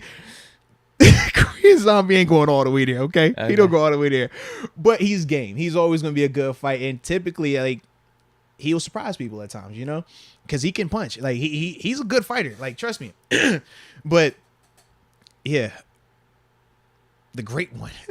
Alexander, he just... Man, in the first round, you could just see the speed discrepancy. You could see the power discrepancy. It was just like Korean couldn't do anything to him, man. The Korean Zombie, was just taller than him. That was it. That was it. It. He didn't look He stronger. has better hair because he actually has hair. That's what I thought. Because you're right. Bro. He just outclassed. Like you talk about everything Alexander time he had. touched him, you could see the Korean Zombie like buckling at times. He kicks him in the leg, whole leg fall off. I'm like, bro, is this for real right now? Like, it remind me of like when you play in a video game, you create your player and you playing like the computer, but you soup all your stats up. So when you hit the guy rocking him, like, I was like, yo, god dang, like Korean, what is he hitting you with, man? Yeah, but he continues to just go through people and win, man. I ain't gonna lie, he need to run it back for the third time. My dude Max, man, I'm still jealous. I feel like that's the one I want to see again, but I don't know if it's ever going to happen. Where's Max ranked? Max is always like top 3, top 2, like, because Max was the champ for a while too. Max at the time his only loss for a while was to, I think it would have been Conor like a while ago when he was like younger, and then when Conor bumped up, that's when Max ends up beating Jose Aldo, if I remember correctly, and then from there just started having his own reign until Volkan got after him. You know what I mean? But Alexander's he's a monster, dude. Like, his last fight too is one you should check out, man. He fought a guy named Brian Ortega, and I think Stan Clare just talked about it. He was like, yo, it's an effing brawl, without a doubt, bro. Like, that fight was good. Ortega almost choked him out too in that fight, man. But them two dudes, you see him after the fight, everybody shredded, monster. Yeah. I don't know if there's too much else to say about this fight. Yeah, I don't know about context, like what's next for Alexander, what's next for Korean Zombie. I don't know. Well, maybe you could touch Zombie, on that. I don't think anything changes for him. I think he still stays in his same vein of he's always game. You could put him as a title contender, but he's also could be gatekeeper as well, in the sense of when you have another up and coming guy, or if you have somebody that needs to fight for the belt but they need to earn it, that could be the guy you turn to. Kind of like what Cowboy has become, or even in the sense Derek Brunson. You know, he's in that same pack as well. But to me, man, for Volkanovski, I don't really know who he fights again. Like I said, I would want him to go and fight Max again, but I do know that he's potentially talking about bumping up. And if he does that, well, I know, was it Henry Cejudo, who's the dude they call him like Triple C or whatever? Like, he was a double champ as well. He's worked his way up. I know he's talking about he wants to fight him. And I'm like, that would be a cool money fight, but as a whole, I don't really know where he goes right now, because to me, the fight that I want to make is with Max, because Max is the name. He can fight. They match up well. The two fights have been very close, especially that second one. That second one, bro, if you watch it, it's a lot of us feel you don't like seem Max confident won. It's going to happen. It's just hard to get a third fight when you beat the guy twice. Yeah, and that's the thing. It's like he already beat him 2 times, but they were close. You know what I mean? So that's why I'm just kind of like, I don't know. Hey, Carlito, man, you better stop that, man. He say Moats and Derek Brunson looking like, no, the heck we don't. First off, I'm not blonde, okay? I'm not blonde. All right. And I'm not Derek Brunson, okay? I don't look like that, man. Stop it, man. He is cool. Oh, though, bro. speaking of that, please tell me you saw someone on Twitter tag you. Bro, did you see it? Hold on, did you see Leave it? me alone. Leave me alone. Let me see if Leave me alone. I Did hope you it's see not it? up there no more. Did you see it? I peeked at it. I peeked at it. I peeked at it. Hold on. You know what Did I I mean? find it? Oh, these lookalikes. Most, you look like, no, I don't. Stop it. Leave me alone. No, I Oh, don't. I can't find Yeah. it. No. I'm not going to be able to find it. Good. But it was, what was it, on a Oh, my goodness. train stop or Yeah. something? A bus stop? Yeah, I was like, bro, y'all gotta like an stop this, advertisement? man. Y'all gotta stop this stuff, man. I don't look like anybody, okay? I got to see Derek Brunson, though. Yeah. Hold on. Let me see. Oh, you pulling him up? Oh, Lord. Here he goes. And no, I don't look like that, man, bro. Stop it. Not at all, right? Not at all. And he's blonde. I don't got no blonde. I told my wife she ain't let me. Don't look at. Why you want to double take? Don't do that. Don't do that. No, Chill I out. don't I'm about to say think. thank you. I think I'm with you. Thank you, man. I don't look like no Brunson. No. Brunson's cool, but I don't look like him, man. No, I'm with You you. think I get blonde hair though? I talked to wifey about it. She was not feeling it, bro. The Kanye? The Kanye. Yeah, he bleached his hair. Yeah. Not recently. It's a couple recently years he did ago. like the crazy haircut recently. Yeah. Yeah, I'd say know. go for it. I think you pull it off. Wifey don't like it though. Really? I told her, what if I do the AV, you do the mustache? You should do that. Pay tribute to my homie. Yeah. Oh, stop Man, it, man. why not the blonde hair? I don't know. She just ain't liking it, man. Is it that much worse than you growing your beard throughout the season? Whoa. What you trying to say about my beard? I'm not ripping on it, but Okay. I'm definitely not. But Okay. I thought she was even against that, right? She wasn't feeling it. No, she was. It was the most. She let that fun, happen. So, you like, know? she's saying Blonde is a little bit more of a blonde statement, hair. though. Blonde is definitely more of an eye catcher. You can kind of get away with like scruff, like, oh, he's just in between haircuts. Blonde is like, whoa, you know. And the contrast because of my my melanin. You see the way the way I say go for the it. way that my tone is set up, I would look like a Steeler. I'd be black and yellow or black and gold. Excuse me. You know, it's not gonna look. I say go for it. We'll see one day. You're definitely thinking about We'll it. see one day. I think it needs to be the we'll summer see vibes. one day, man. Give me the platinum, man. I'm gonna go with the platinum look, man. Give me old school Cisco. You know. Hey. All right, you want me to just read off let's some of these go super through these chats? supers, and after that, man, we'll wrap today up, man, because yes, we've come a long way with this show. But people have been asking too, man, are you gonna get in the octagon? No, You sure? no, I'm not a fighter, man. Bro, come on, man. I've seen peak Deke, man. When you was at the opening day or excuse me, at the down in, was it Bradenton where you, because you at the game, right? I saw you was at the game, man. You had Spring training, yeah. But I say, man, I seen how that body looked. That body screamed like, yo, he ready to put these paws on somebody. Mini Tyson Fury. That's all I'm saying. You could be a mini Tyson Fury. See?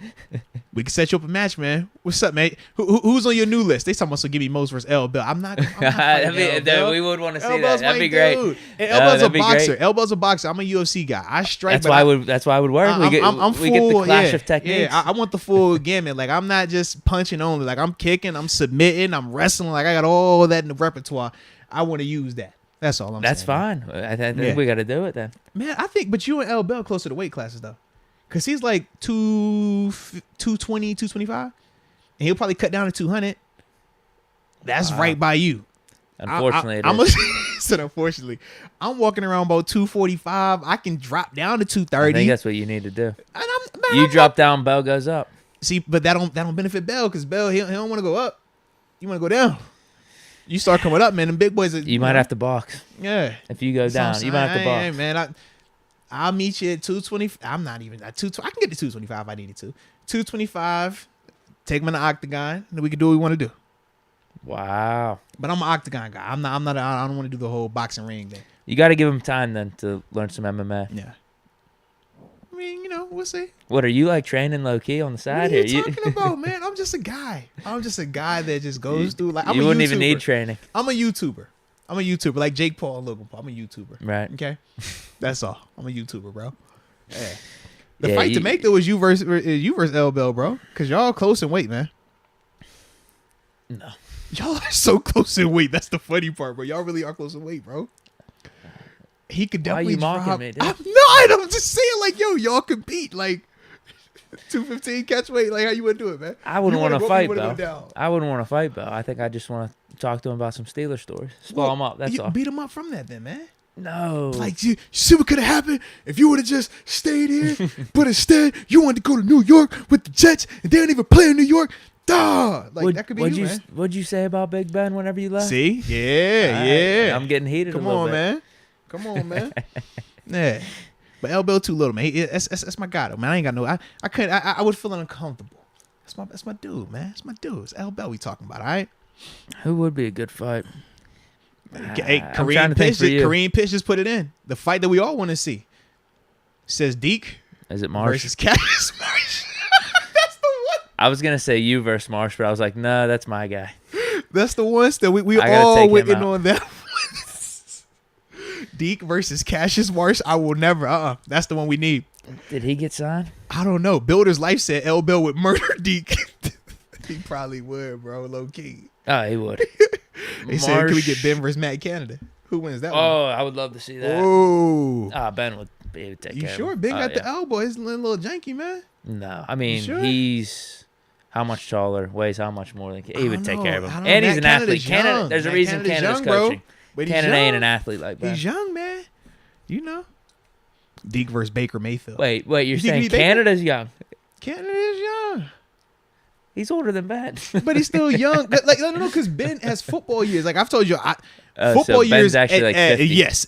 If I'm in my 60s football wise, because of that, Ben got to be in his 80s. Okay, he done took way more punishment than I had. Oh yeah, especially early in his Yes, career. absolutely. So Canada is actually 50 years old. Yeah, but his body isn't 50. That's all I'm saying. Whereas Ben's body is like 80. That's all, man. You know it's the truth, bro. That's the reality of it, man. 80, I'd say 65, baby. Oh, he's up there. Are we talking back end Ben or front end Ben? Because like I said, it all counts, man. I mean, what he is right now, he's 40 years old. So Yeah. he would take Canada, dude. You sure? Ben versus Tomlin, though.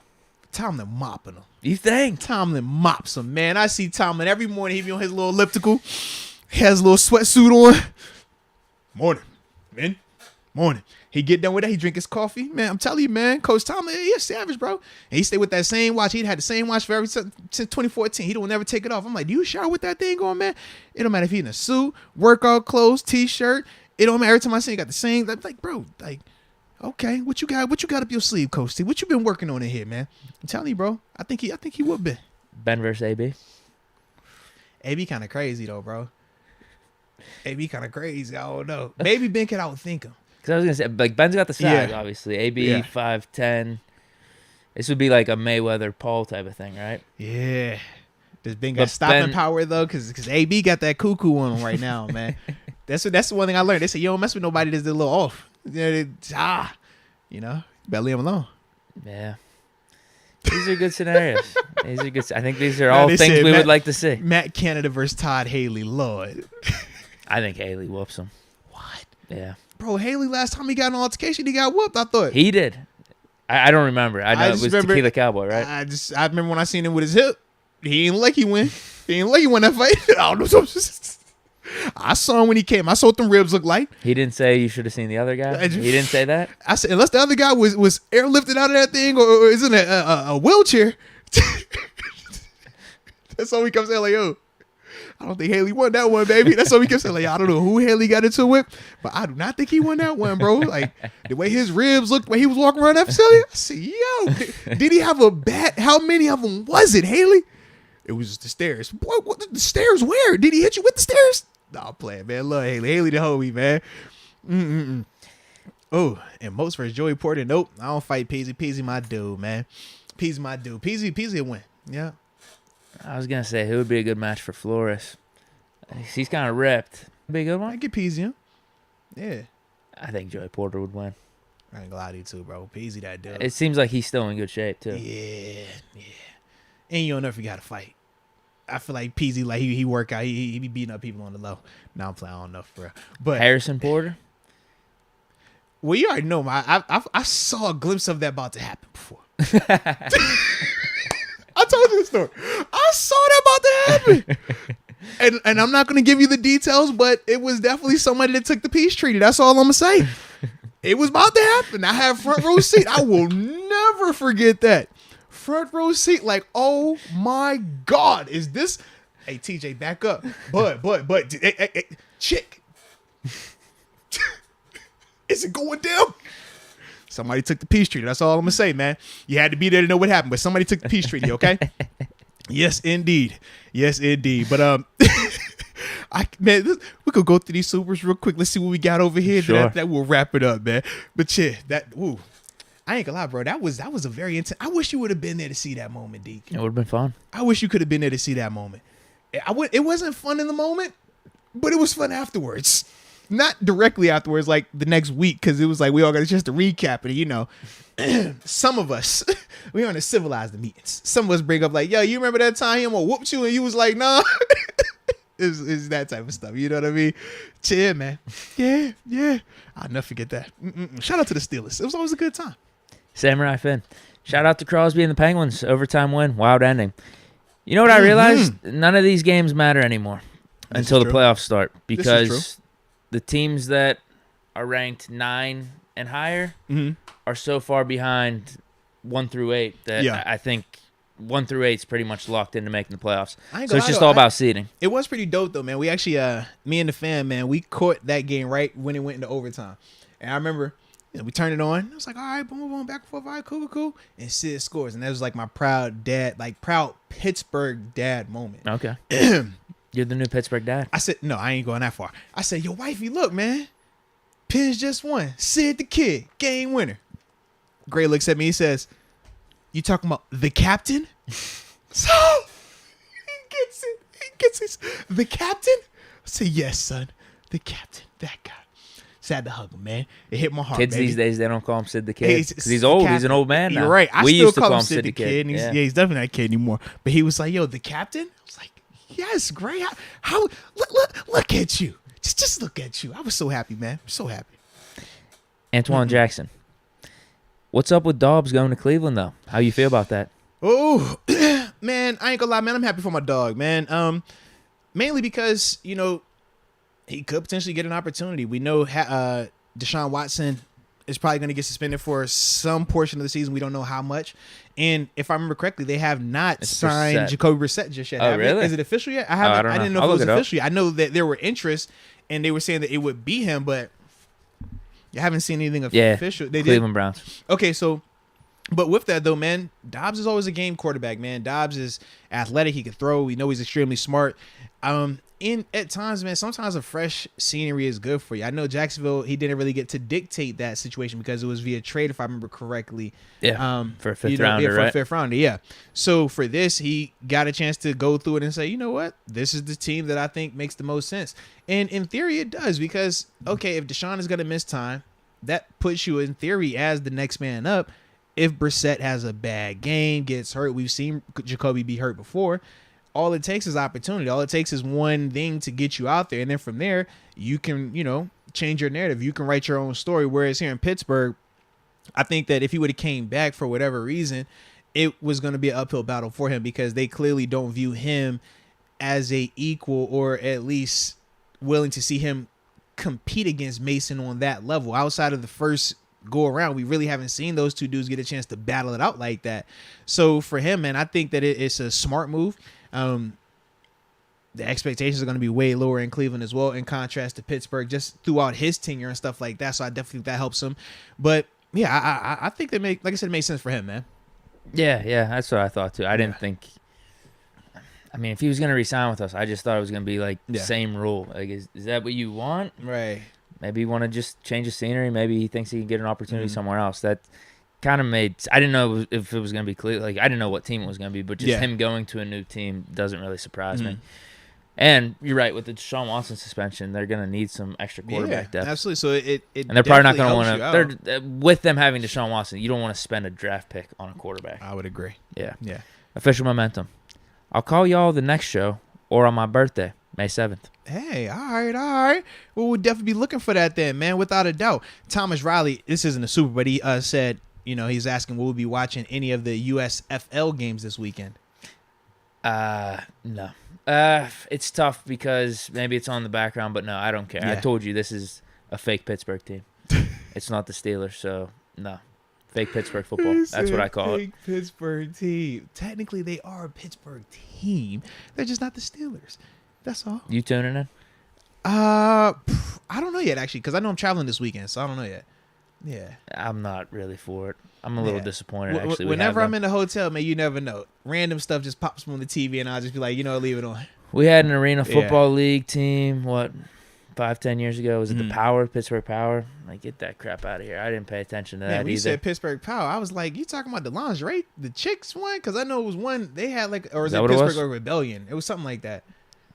Because I remember it was like a couple of charity events we ended up like bumping into them. I was like, oh, okay, all right, I got it. Okay, I think it was Pittsburgh Power. It was something like that. Professional Arena Football team in Pittsburgh. Founded in 2011. How long did they last? 2014. Yeah, good. Don't bring another football team around here. Because we've had Arena. We've definitely had 2 sets of women's teams. I do remember that. It's 2 sets of women's team, and then now we have the the Maulers. Maulers. That's why I was like the Marauders. I was like, no, the Maulers. Yeah. So we'll see. We'll see. I'm not that interested. Oh man, I'm really not. Come on, man. They said that everybody, especially like Pitt football fans, would be interested until this past season when y'all got good. Now y'all like y'all too good for the USFL. Like, this is crazy. You know what I'm saying? Like, just 2 years ago, y'all weren't too far from that team. Now y'all too good for this. This is what's going on here, man. Yep, that's right. I turned my nose up at that. We only watch top tier football. Huh. That's what it is. I mean, Pitt football is always going to be the Pittsburgh college football team. So, that's always a staple. But you are kind of right. I think there's a little bit more buzz heading into this season. And also, there was a little bit more people paying attention last season. Oh, my God, man. I think that's a fair statement to make. Yeah. But that's it. For Pittsburgh, this is all we do. Pro team, Steelers, college football, Pitt. That's it. I don't want to see anyone else. Or is your college team West Virginia? No, hell no. I'll just check. Because for Pittsburgh, I know some Pittsburgh people that be like, no, W, my school, W, my team. They must have went there. They probably couldn't get into Pitt. Ooh, okay. I like it, man. You could just walk up to, I think, their front door down in West Virginia, knock on the door, they'll let you in. Yeah. Serious? Yeah. Man, that's Pitt, nuts, man. Yeah. Pitt, you gotta have good GPA, good upper SATs. Echelon, huh? Okay. Do some community work. Yeah. Okay. Get into Pitt. It's different. Show some leadership. Be on a student council or something. Oh. Be a golf captain. They say y'all are kind of like the Ivy League of the ACC. That's what I've heard. Is that true? Pretty much. Yeah, the Harvard of the ACC, the Harvard of the East Coast, not up in Harvard. Yeah. Pitt's a good school. I think it's even harder to get into than Penn State even. I can understand that, because I ain't a Penn State guy, so how I feel about them. I'm with you. It ain't like you going to JMU or nothing like that. You feel me? So you might be right. JMU and Pitt definitely upper echelon. Then after that, I'll probably put West Virginia over Penn State. In fact, man, I'm putting Duquesne and Robert Morris over Penn State, all because they ain't want to offer me, and I'm still holding that grudge. Yes, indeed. Yes, indeed. Carlito Kenny. Oh, wait a minute. Did you see what I just saw? I did, but let me just read this. He says, You guys got the biggest heart. Rest in peace, DH3. Oh, man. We appreciate you, man. And no, we all going through this thing together, man. Trust me, it's not just us. All of us are here together, man. But yes, did you... AJ Martinez. The one and only. I think he's MVP. He's been MVP for a little bit, but he just... Sheesh.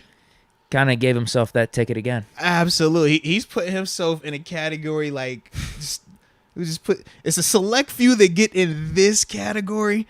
Was it the Night Riders, your Black and Martyrs, like AJ, you up there with them right now. We're gonna put you on the top shelf, baby. Lord have mercy. We greatly appreciate your support. I'll read it. It says Absolutely. The healing for the loss of 3 starts here on Moats and Deke. You both do really well with different sports. Golf for Deke Diggler. Deke Diggler. And the UFC for Master Moats. I'm laughing big time. Moats on a bus? Thought you had a fly ride, JK. Oh, man, come on now, baby. What were you on a bus for? I'm not sure. Well, maybe we were talking about something. Well, because... what did you bring up with a bus? No. I know I said I was traveling this weekend. I'm not traveling by a bus. No, I ain't doing that now. Wait a minute. I don't travel by bus. I'm with you now. I do happen to travel in a nice way when I travel, yes. But no, I don't know on the bus now. I don't know. I don't know why you brought up the bus. I don't know, man. I don't know. But absolutely, we appreciate your support. We greatly appreciate you. I haven't taken a bus. And bringing up to the stadiums, bringing up the healing of the loss, as we mentioned earlier. I mean, it's community. It's just it is though, man. Yeah, it definitely is, man. Without a doubt, man. And like I said, AJ, we greatly do appreciate your support too, man, for the channel, man. It definitely means a lot. Carlito Kenny. Max definitely wants second fight. He's with you. I'm telling you, bro, go back when you get some free time, when you're researching on your own, and just put on the fight. And just watch. You see what I'm saying? And see who won. You see what I'm saying, man? He says Max definitely needs the trilogy. It's just hard to get a trilogy when it's 2-0. That's my only issue, man. I'm trying to think when we've seen a trilogy when it's been 2-0, because that's even the argument with Kobe Covington and Kamaru. It's like Kamaru has been challenged the most by Kobe Covington, but he's beat him twice. So it's like, I don't want to watch it a third time, but he gives him the best fight. He pushed him the most. But like I said, it's hard to do that, man. All right. Solo 1 says, LOL. Sorry, Moats. I have to get in on this. Moats looks like TC from Magnum P.I.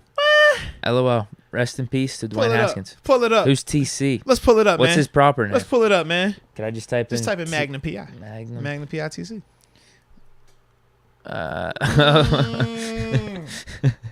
Hey. Yo, what? Oh! I think he's right. Hey, son, gonna chill. I think that's right. Yo, what is going on here, man? Wait, is this me and you? That low key looks What like the hell? Hey, yo! Wow. He got the stash like you. Who was the dude with him? I don't know who that is. I guess that's what someone mentioned Magnum P.I. for me a couple episodes ago. Like many times with you. So I guess that's got to be me. I mean, TC's you then. Wow. That's crazy. You just need one of those snapbacks. Click that again, bro. This is a good one here. You need these stunner shades here. The aviator glasses. Oh, my God. Wait a minute. Wow. Hey, son, that's crazy. They said I need a helicopter. Like Todd Sikowski said most need a helicopter. Man, dude. A military hat or something here. That is, whoa. Hey, yo, that's low key like, he looked like you too. I mean, the homies look like you. Yeah, the white dude. That's what's I don't want to call him the white dude. What's his name? I don't know. I can't refer to him. I was like, yo, they sound like TC and Deke like the white guy. Like, that ain't a good look. Let's see. Tom Selleck. Bro. That's young Tom Selleck. Wow.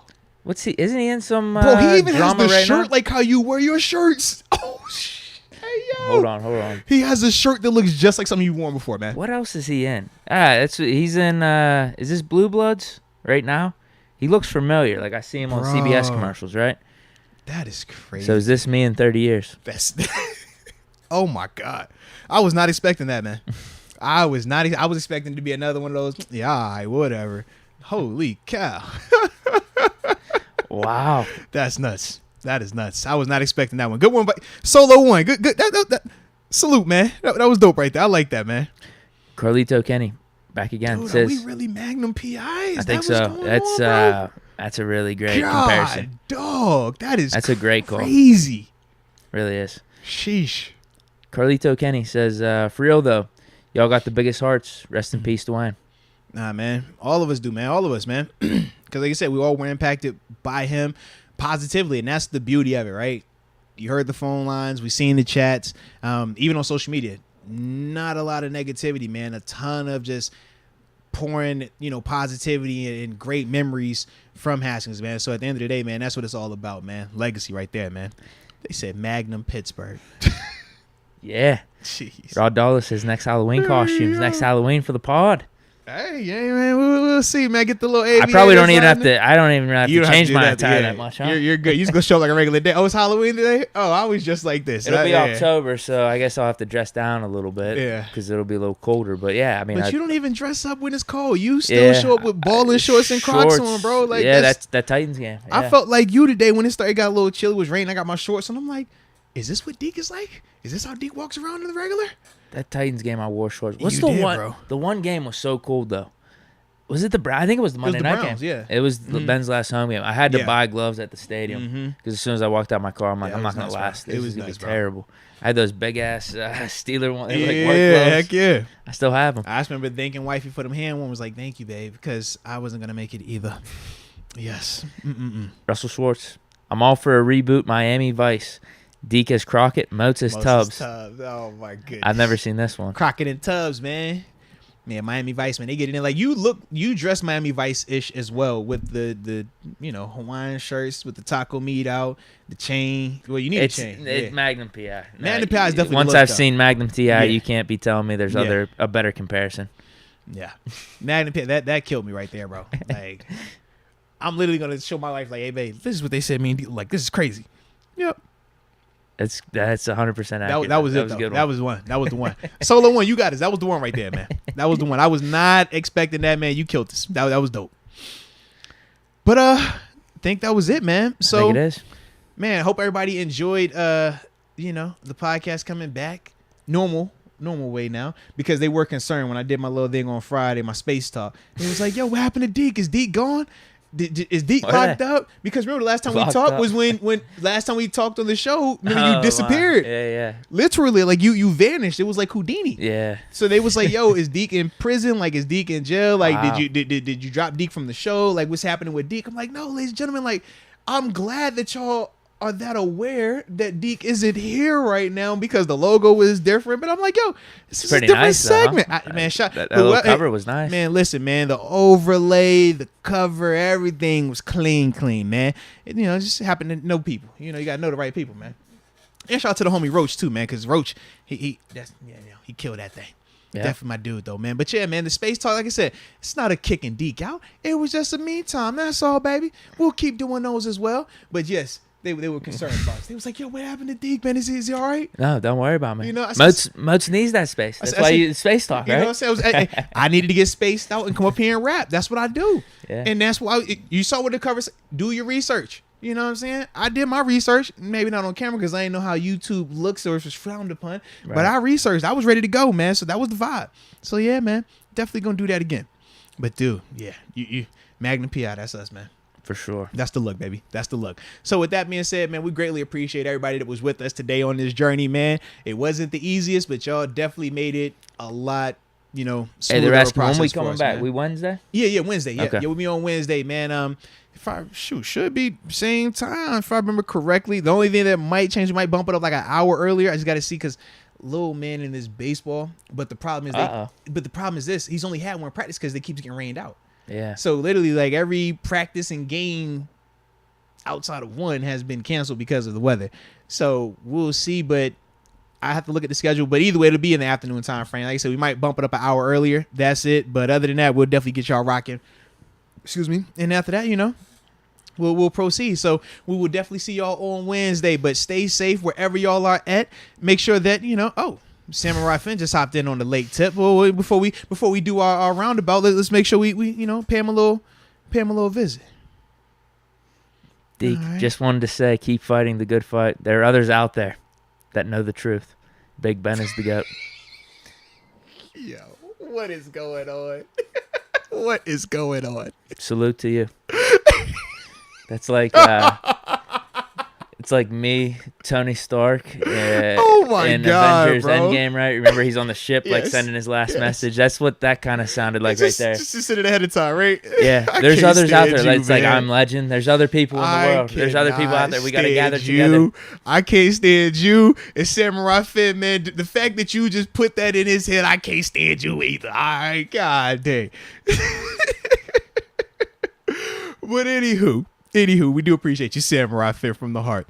But like I said, man, everybody that's been rocking with us, man, we greatly appreciate you. Today wasn't easy, man, but y'all definitely helped us out in a major way, man. And it was good to hear from you guys, man. On the audio, we will definitely be doing a lot more of that, as we continue to grow this show, man. But like I said, y'all stay safe, man. Make sure y'all tell your loved ones that you love them, hug them tight, and until next time, baby. Peace.